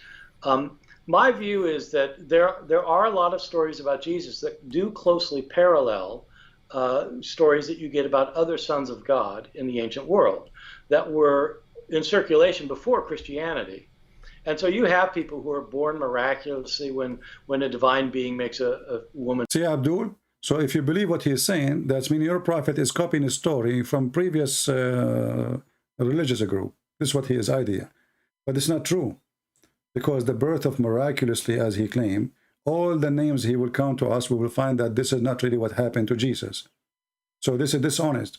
But this is what the Muslims they are seeking. They are desperate to fight Christianity by bringing somebody, by saying what he say, he exposed Muhammad.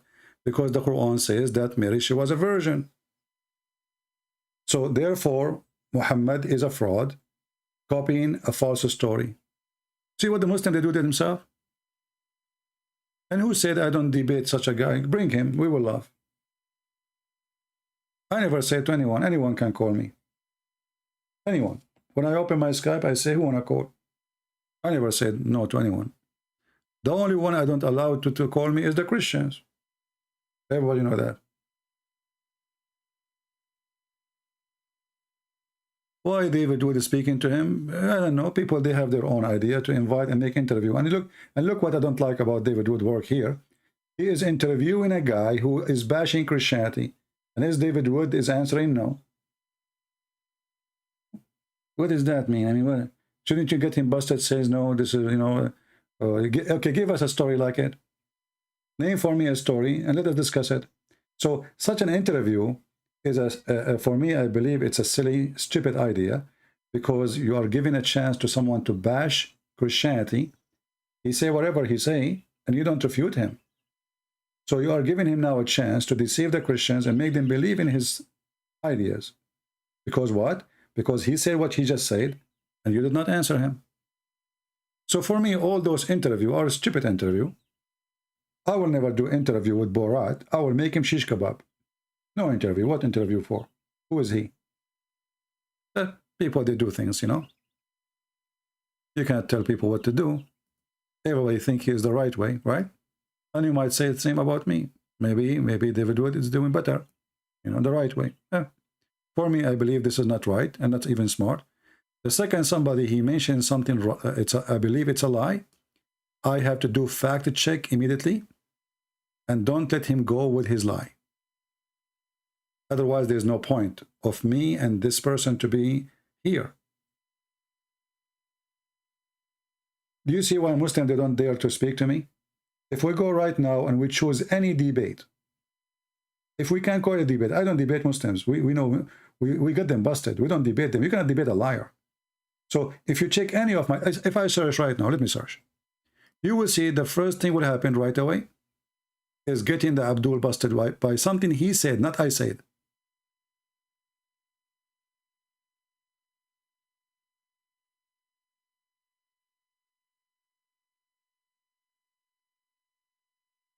Something they said, not me. Let me try to find a short one of those debates.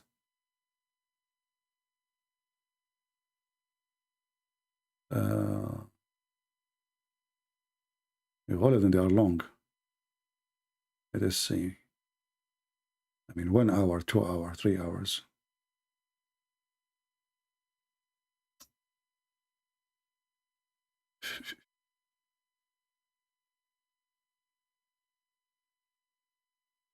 Okay.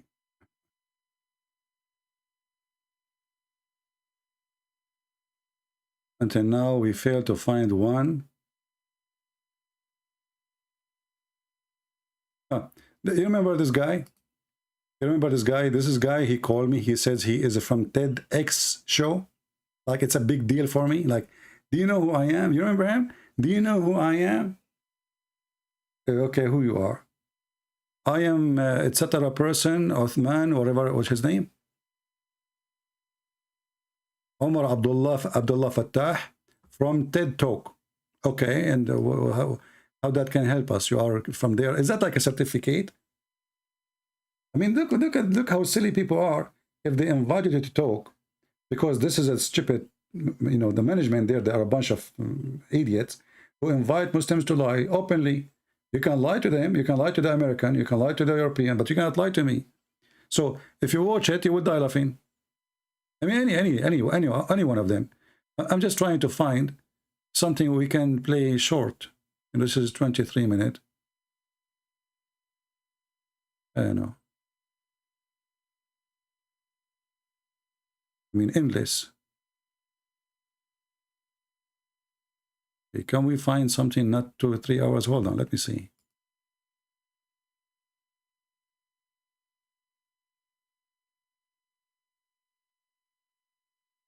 Mission impossible, man.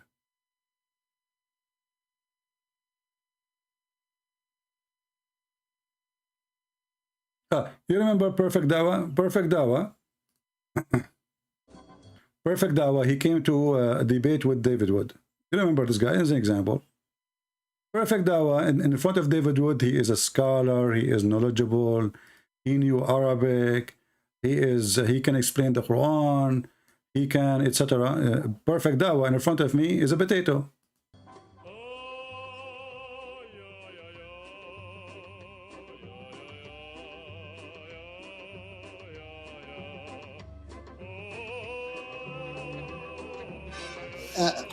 Do you know in Arabic which word has been used for cut and hand or chop and hand? No, go ahead and enlighten us. Yes, it is qat and yad. Qat means has 32 times has been used in Quran with many different meanings, with the most sacrificial. So it doesn't matter who are you. The most, taqwa is in Arabic, but I can interpret it as sacrificial, okay, for that Allah's way. Yeah, somebody told me that in the chat, your name is Perfect Dawah. Yes. Okay, Mr. Perfect Dawah. As long as you are a person who do Perfect Dawah, can you read the verse for me in Arabic? In Arabic, no, I have read it in Persian. So how you can do Perfect Dawah without knowing how to read your book? Okay, because I read it from different translation. So Perfect Dawah. Even you understanding the Quran, even you understanding the Quran is based on a translation.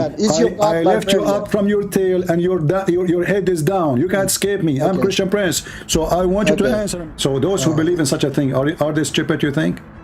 Yes, definitely. Okay, that's when you are stupid because this is in the Quran. No, this is not. It is in the Quran. So the hadith. Okay, hold on, my friend. Let's say Islam is barbarian. Perfect Dawah, my friend. Yeah. So you are saying that the one who cut hands and feet in the hadith, barbaric, he cannot be Muhammad, correct? Yes, definitely cannot. Okay, what if I show you that you are stupid and this is in the Quran? Listen, perfect Dawah. Okay. I'm going to give you a last opportunity to fix all the poo you did today. You know? Okay. I want you to use the best detergent to wipe it out.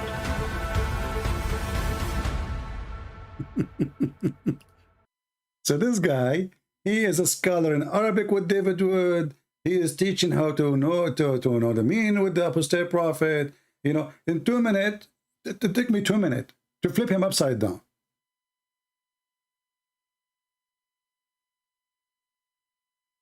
Do you see the difference?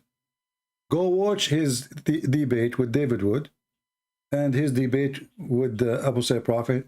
And then come watch. This is Shaykh Ahmed. He made just a summary of my debate with him. It was, and this is what we do. When somebody says something, here supposedly you are debating, and debate mean every word count, every word, sometimes even a letter. So when a liar he says something, you stop. Let us do fact check. If you let him continue with his lies, this is not a debate. This is just a stupid kids talking. You lie as much as you want, and nobody will check what you said. That will not work with me. This is why this guy, he made a mistake. This guy, he said, I debated David Wood, I debated Apostle Prophet, I was safe. Let us call Christian Prince, and he never thought people will recognize his voice, maybe. So if he do good, later he will say, this is me, and he will publish it in his YouTube. If it was horrible, he will deny it's him because nobody know him. But people recognize his voice, and they told me, "Oh, this is Perfect Dawah." This is hate. Are you a person against hate? I'm definitely against hate. Okay, so 100%. Can you read for me chapter 5, verse 14, and don't waste my time? If I ever have hate, which I don't, to Muslims, yes, Allah is the one who gave it to me. And as long as you speak and you say you are against hatred, that means you should stand with me against the Quran as we speak. Let us see how honest. Okay. You are against hatred. Are you against Allah now, spreading hatred? No, I'm not against Allah. You have to understand. So now we have to understand that this is good thing. Spreading hate is good thing now, because Allah is the one who did that. Okay, look at your hypocrisy. Look at a second ago you are against hatred. The second we show you that any hatred the Christian they have is coming from Allah. So suddenly we have to understand.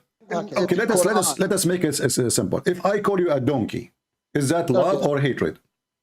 It is, I mean, this is definitely not love. Give me the answer. If I call you donkey, my friend, don't tell me that definitely not love. Tell me what it is.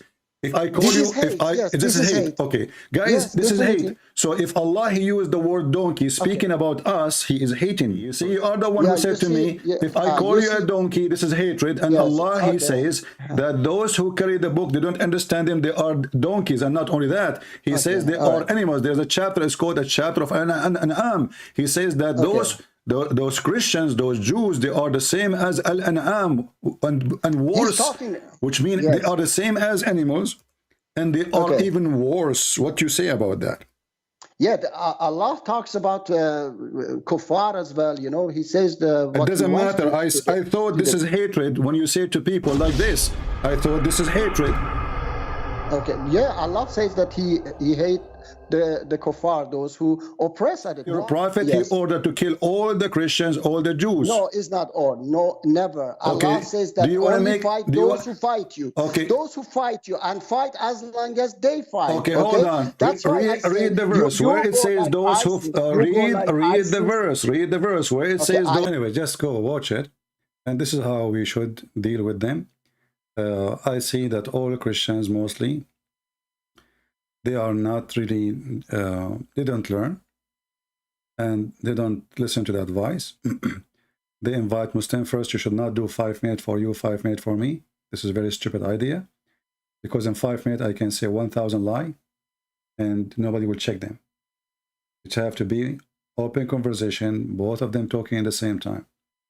Both of them are allowed to expose each other if they are making some lies. Otherwise, there's no debate. Never consider a debate something that is a moderator. Why we need a moderator anyway? I mean, this is even a stupid idea. Moderator. What the heck is that? So, those kind of so-called debate, it's a mockery of debates. It's a mockery of intelligence. It's a waste of time. It's a killing of knowledge. And nobody checking the fact. And then after we finish the debate, then we go and make a video about the video, which is in the debate, to refute what he said. Why you don't say to him what he said when he was in the debate? You know what I mean? I mean, you were, sometimes even they are both in the stage, in the same stage. So why you don't say to him the answer when you were there? Oh, because there's 5 minutes for him, 5 minutes for me, and there's no enough time. What the heck? So don't accept 5 minutes for you, 5 minutes. Who is forcing you? Who is forcing you? You don't make 10 videos to explain what happened in the debate when it's you who was in the debate. You were there. And now you go to Perfect Dawah, he will see, he explained what happened with the Christian prince.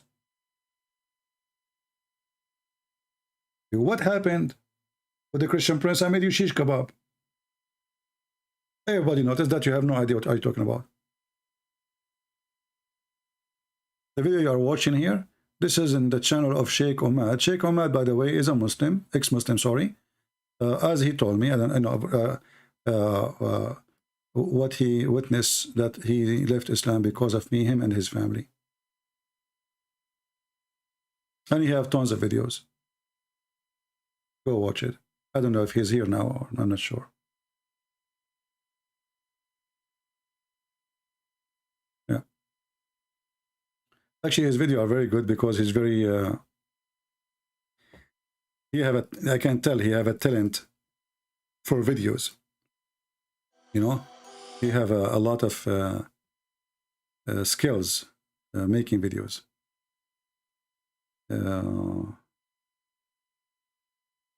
Like this video he made about the death of Sulaiman. This guy is really funny.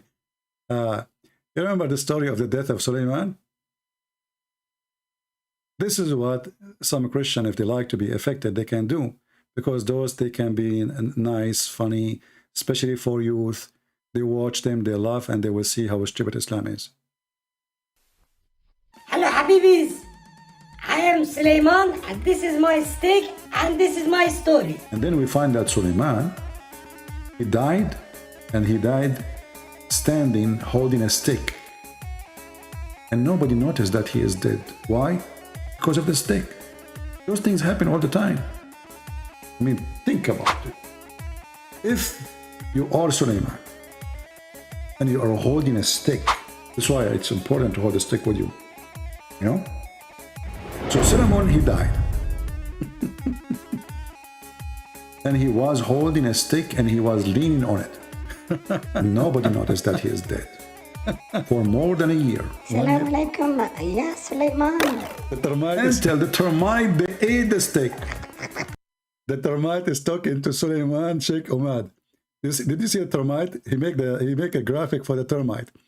The termite is walking over the stick and she's saying Assalamu. The termite, they ate the stick. I mean, the guy, he had many... Ya Suleiman. Leaning on it. Nobody noticed that he is dead. For more than a year. Assalamu alaikum, ya Suleiman. Until the termite, they ate the stick. I mean, the guy, he had many wives, he's a king, he have ministers, he have army, he have generals. They come to talk to the king every day. His wife, she come to their room and she say, honey, you want to eat? Suleiman, he don't answer. Honey, you want to go to the bathroom? He don't answer. The Minister of Defense, he come speak to the king. Your Highness, we have the army of the enemies approaching. Should we do anything? He don't answer. 1 year the man is dead and nobody noticed that he is dead? Not to mention that your body will be, I mean, what happened to a body of a human being after a few days of death? After 5 minutes of death? The guy is standing and he's dead because he's holding a stick?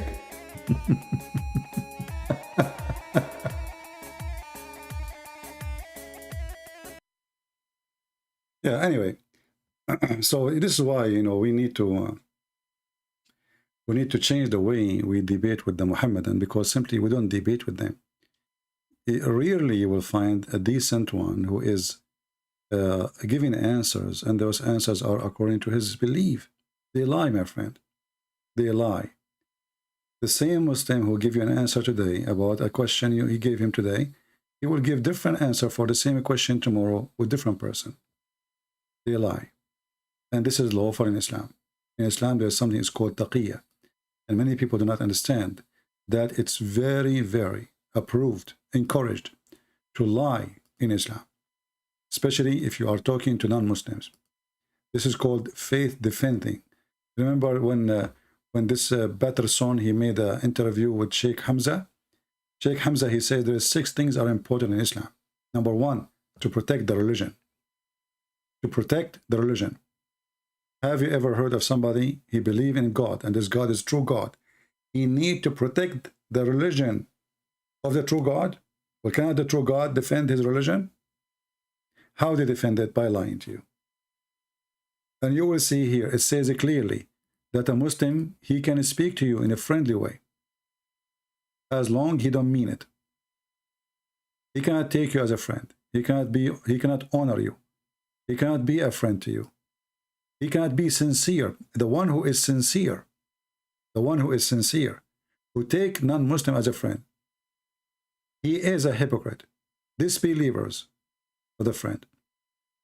Seeking might and honor by taking the hypocrite and disbelievers as a friend. He has no connection with Allah. He has no honor, mercy or protection, which means he is not a Muslim no more. He can be killed, and his wife, she can be raped. All of this just because he took a Christian as a friend, and he mean it. So what the Muslim do? Many of you, they keep saying to me, I have a Muslim friend, I have a Muslim friend, I have a Muslim friend. And then I say, well, no, you don't have.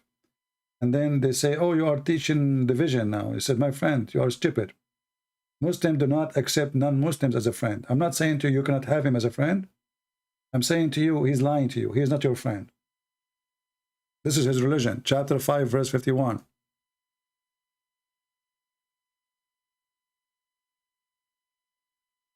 Do you see this guy Kadarov, who make videos in TikTok? According to Islam, he is not a Muslim. He's not a Muslim. Why? Because he take command from Putin. He carry a flag. Do you know what the sign of the Russian army? A cross. In the top of his head, there's a cross.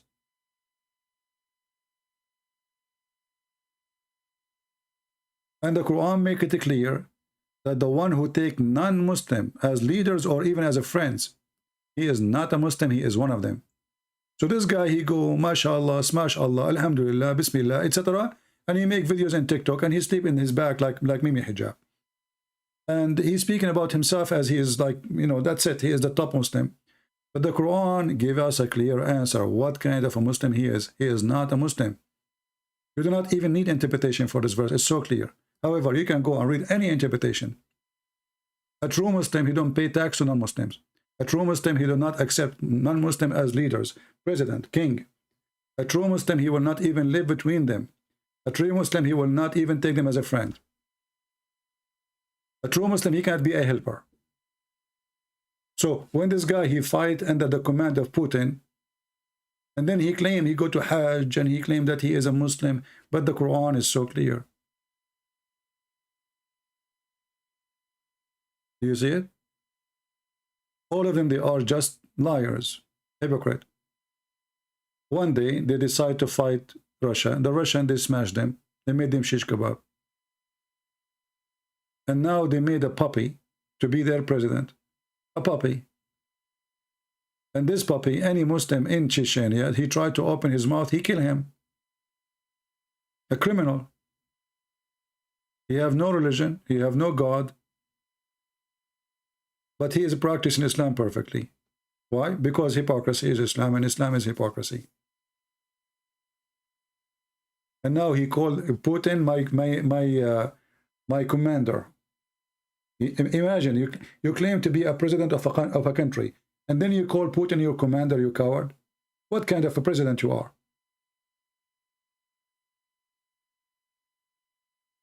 Do Shia go to Hajj? Yes, they go. But they go to Hajj not because they want to do Hajj. Mostly they go to Hajj so they can promote Shiaism. They take it as an advantage to do Dawah to Muslim Sunni, so they will leave the Sunni cult. They will leave the Bakri cult. You know?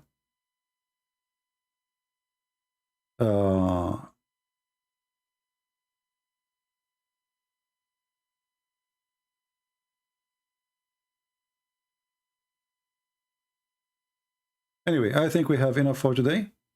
I hope you guys, you would download the video. I will leave it here for a few hours and then I will take it down as usual. So feel free to download, share. All my videos are made for free. You can use them. You can put ads in the top of them. I'm not against people to make money from my videos. Why not? You know, good for you. The purpose is at the end is just to promote the truth, and the truth will set you free. Some people, they take my videos just to make money. Some people, they take my videos because they love the truth and they love the Christ.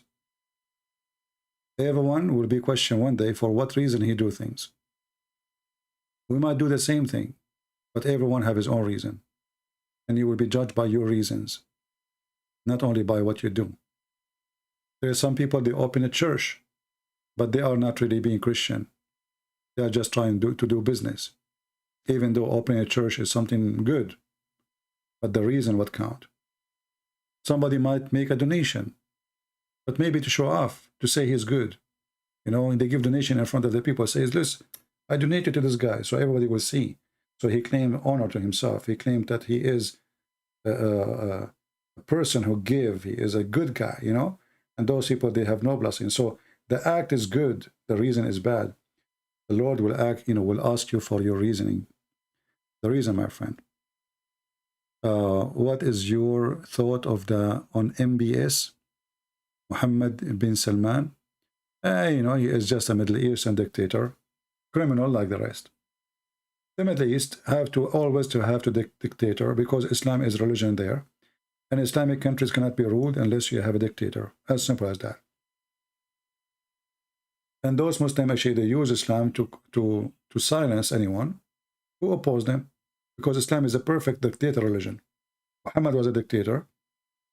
Therefore, anyone who will be the caliphate after, he must be a dictator. One man power, one man opinion. Anyone disagree, either they call him infidel, kafir, kill him, or put him in jail forever. So he is just another criminal. And I believe he is needed, because if the stupid American, they try to have democracy in Saudi Arabia, this country will be burning like Iraq now. Look what they did in Iraq. They went to Iraq, they took Saddam Hussein, and they want to have democracy. They thought they are going to Germany. This American, they thought this is Germany. In this country, democracy doesn't work, because the one who controls the ground is the sheikhs. Muslim, Shia, or Sunni doesn't matter. And democracy for them is just a game now. And killing will never stop, not even for 1,000 years from now. They have a lot of gas, a lot of oil, and they are one of the poorest countries in the world. Why? Islam is the reason. And why? Because now there's too many in control. Too many, not only one. In Saudi Arabia, things are still stable because there's only one dictator. Go to Libya. They took Al-Qaddafi away. Now we have many Qaddafi. And the Libya and the country is divided. And they are killing each other, and they will kill each other forever. Until America do something. Do invasion, force a president on them, or you have to wait. Look at Yemen. The same. Shia, Sunni, 2 presidents, 5 presidents, ministers, prime ministers. Everybody make himself a president or minister. This country will never be country again unless somebody force law on them. Somebody have a victory by sword, not by democracy. There's democracy does not exist there. Look at Syria. Look at Sudan. Look. I mean, Western, they are just a bunch of dummies. They do not know what they are doing, and they think that if they believe in democracy, democracy is good for everybody. Democracy is not good for those countries as long as Islam is there. Before you implement democracy in a country, you have to make a person who believes in a human right, in a freedom of speech, freedom of belief, and then you can talk about democracy. So you take democracy to a country, people will kill you for making an article. People will kill you for making a post on Facebook. People will kill you for whatever reason if you don't agree with them. And then you stupid, you want to make democracy? Western are coming from the cave time when it's come to understand what the Middle East is, or what Islamic countries is. And not only that, Western government all are hypocrites. This guy, he killed the person, he made him shish kebab in the embassy. The whole world knew about it. And now Biden is going to visit him. Why? Because they need him. Do you see how the democracy country they change? If you are a country of value, then you don't shake hand with a criminal. Is he a criminal or not? So he's a criminal when you want. He is, like Erdogan. Erdogan, he is against Saudi Arabia. This Salman is a criminal. He should be taken to international court. Blah blah blah. Then Saudi Arabia is rich, and Turkey is bankrupt. The country is collapsing. So the Erdogan start kissing the ass of the Prince of Emirat, the King of Saudi Arabia. Just do anything. Forget about Khashoggi. Who care? Kill him as much as you want. That's it. Let us be friends. Just bring your money here, man. We are dying here. So they are hypocrite. All of them, they are liars. But the lies have two faces. One in the name of democracy, which is in the West. They want to replace the president of Syria because he is the dictator. But as of their friends in the Middle East, like the Prince of Qatar, is not a dictator. The Prince of Qatar is the biggest supporters of terrorism. And Biden, he brought him to the White House just a few months ago and named Qatar as #1 friend out of the NATO. But this is #1 country who support terrorism. 2 years ago, Trump, he went in the White House and he said, Qatar have to stop supporting terrorism or else. 2 weeks after, the Qatar, they rented from his brother-in-law a building, $1 billion deal to rent a building for 99 years. Since then, Trump, he never speak against Qatar. And now, actually, they found that the Saudi prince of Saudi Arabia, he invested $2 billion with the son-in-law of Trump $2 billion.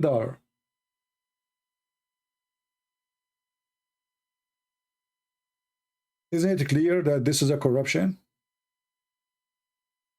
And then we find Joe Biden, his son is doing the same business. And then in the front of the world, we say we are democracy, and we fight corruption. And we speak of Ukrainians are corrupted, and we speak about Middle East is corrupt, and we speak, and then we find all the scumbag is here.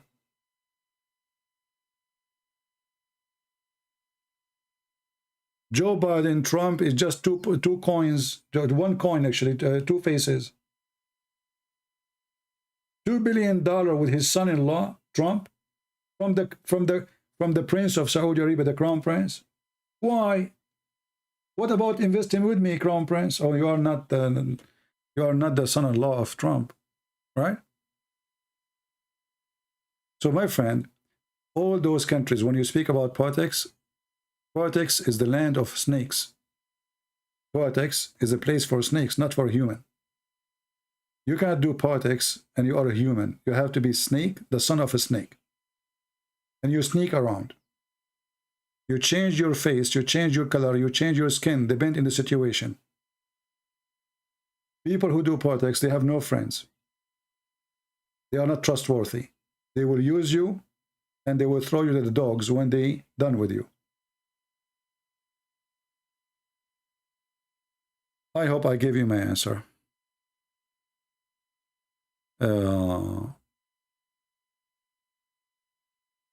No dignity, no, and look, now the Israeli, the enemy of Allah, suddenly they became the friends of Emirat. And now Saudi Arabia, they are making deals with the Israeli. What happened to the kuffar? What happened to the Jews, the enemies of Allah? Yeah, what we need them, say this is what politics is. Islam is a politics. That's why Islam is a fraud. Islam is a politics. Islam is not a religion. And by the way, I have a news. I have nothing to do with our topic. It's about Israel. The Israeli, they come with a new weapon.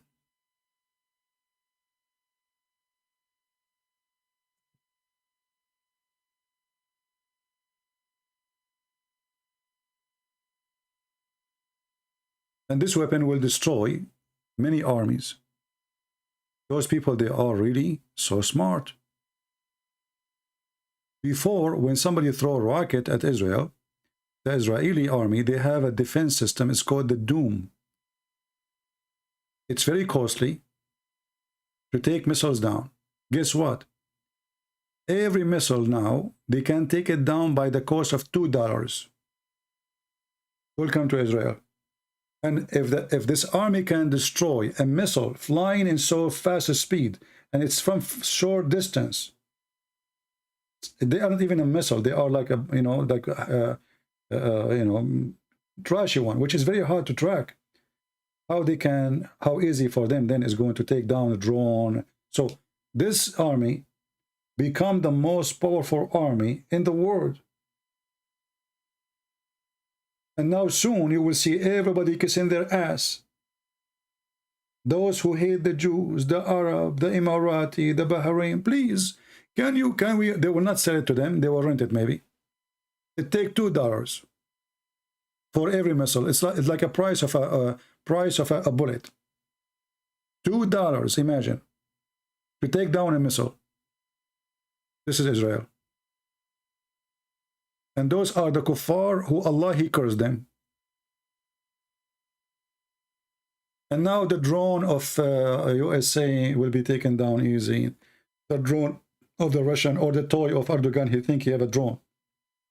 Everybody speaking about the drone of Turkey, how strong it is. It's a garbage. It's a piece of shit. Excuse my language. Because you cannot even aim with it. There's no aiming. There's no targeting. It's just a toy. And the Russian, actually, they can take it down, but because Ukraine is so big, they cannot implement their system everywhere, because they don't control everywhere. So this is why they can be used. Even the Ukraine, they are using DJI. DJI is a toy. You can buy it from Amazon for $1,000 or even $800. But now with this, they can destroy anything. Nothing can go through.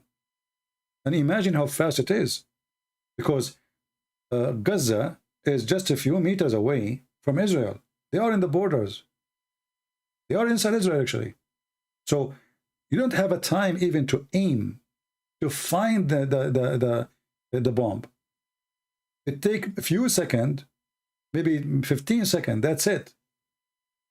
And if you miss that point, then you cannot stop this bomb from coming to your town. So imagine how amazing the system is, that they can locate this machine, can locate, doesn't matter how many they are. They will send like 100 rockets in the same time. This system will track them, will take them one by one. And now you can imagine how many countries they want to befriend Israel just to get this weapon. And I'm sure the Israeli they will not sell it, but they can sell maybe, they can maybe rent, you know, like a version of it which nobody can take down or steal. And I could not actually believe that it cost $2. $2. Wow. Imagine you go and you buy a rocket, costs you $20,000, and then you throw it at the Israeli, and then the Israeli destroy it by paying $2. And the $2, by the way, is not the price of a bullet. It's just for the energy will generate using the laser, which means electricity. So in the future, this electricity can be for free. You know what I mean? They can make it maybe from the solar. You never know, you know, if the technology became more advanced. So this system do not need to be hooked to electricity or battery or anything. Amazing. Actually, when I saw it, that's really something, you know.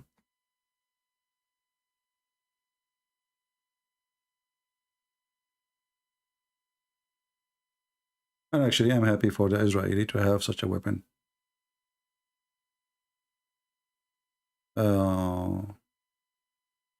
This is a news 3 hours ago.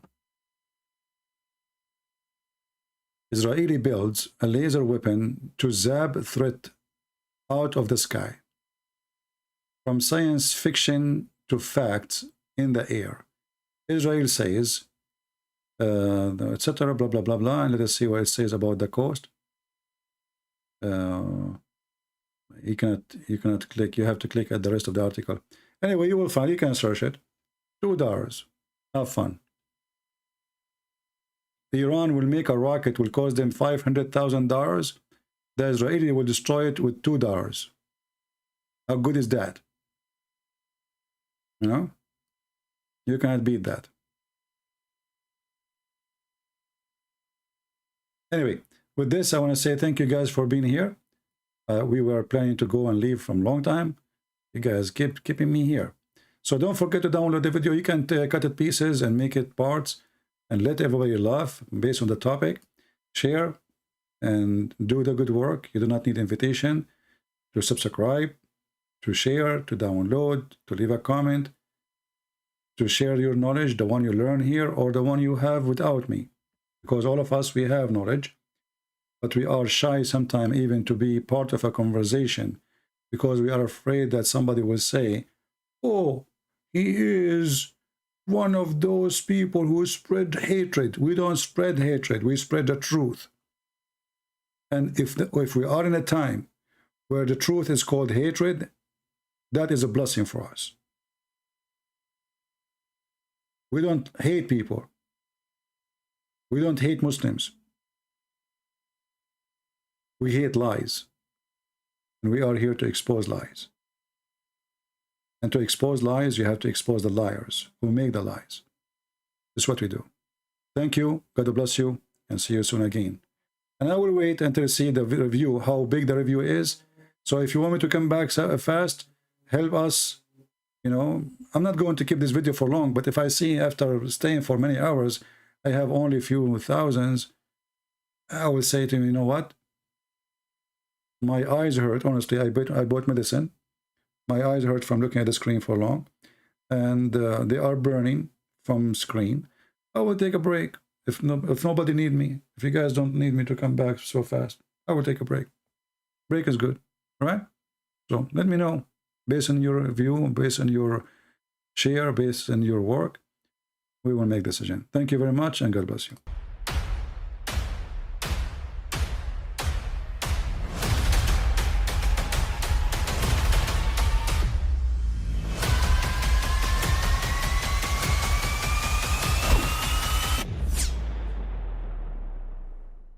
But I mean, again, he doesn't know who Gabriel is, right? Because he didn't come from an Abrahamic faith. The people of Mecca were pagan. Quran is mentioned, if this book was from other than God, they would have found in it many contradictions. If a book is without contradictions, that has no bearing on whether it comes from God or not. I've had phone books that are inerrant, but I certainly don't think God gave them. That we believe without understanding. The brother asked a very important question, that most of the scholars say that listening to music, watching movies, and most of the television programs, they're haram. So how can we have fun? Let me tell you, brother, at the outset, that having fun is permitted in Islam as long as the fun is halal fun. That the standard narrative has holes in it. The Prophet tells us because Satan or the devil sleeps over our nostrils. Those who oversleep and not pray Fajr on time, Satan urinates in their ears. I really do think Jesus was crucified and that he really was dead and buried. He thought that he was a son of God in the sense that he was specially chosen by God. I think Jesus really did think he was going to be the Messiah, the future king of Israel. I mean, that is, after all, why they crucified him,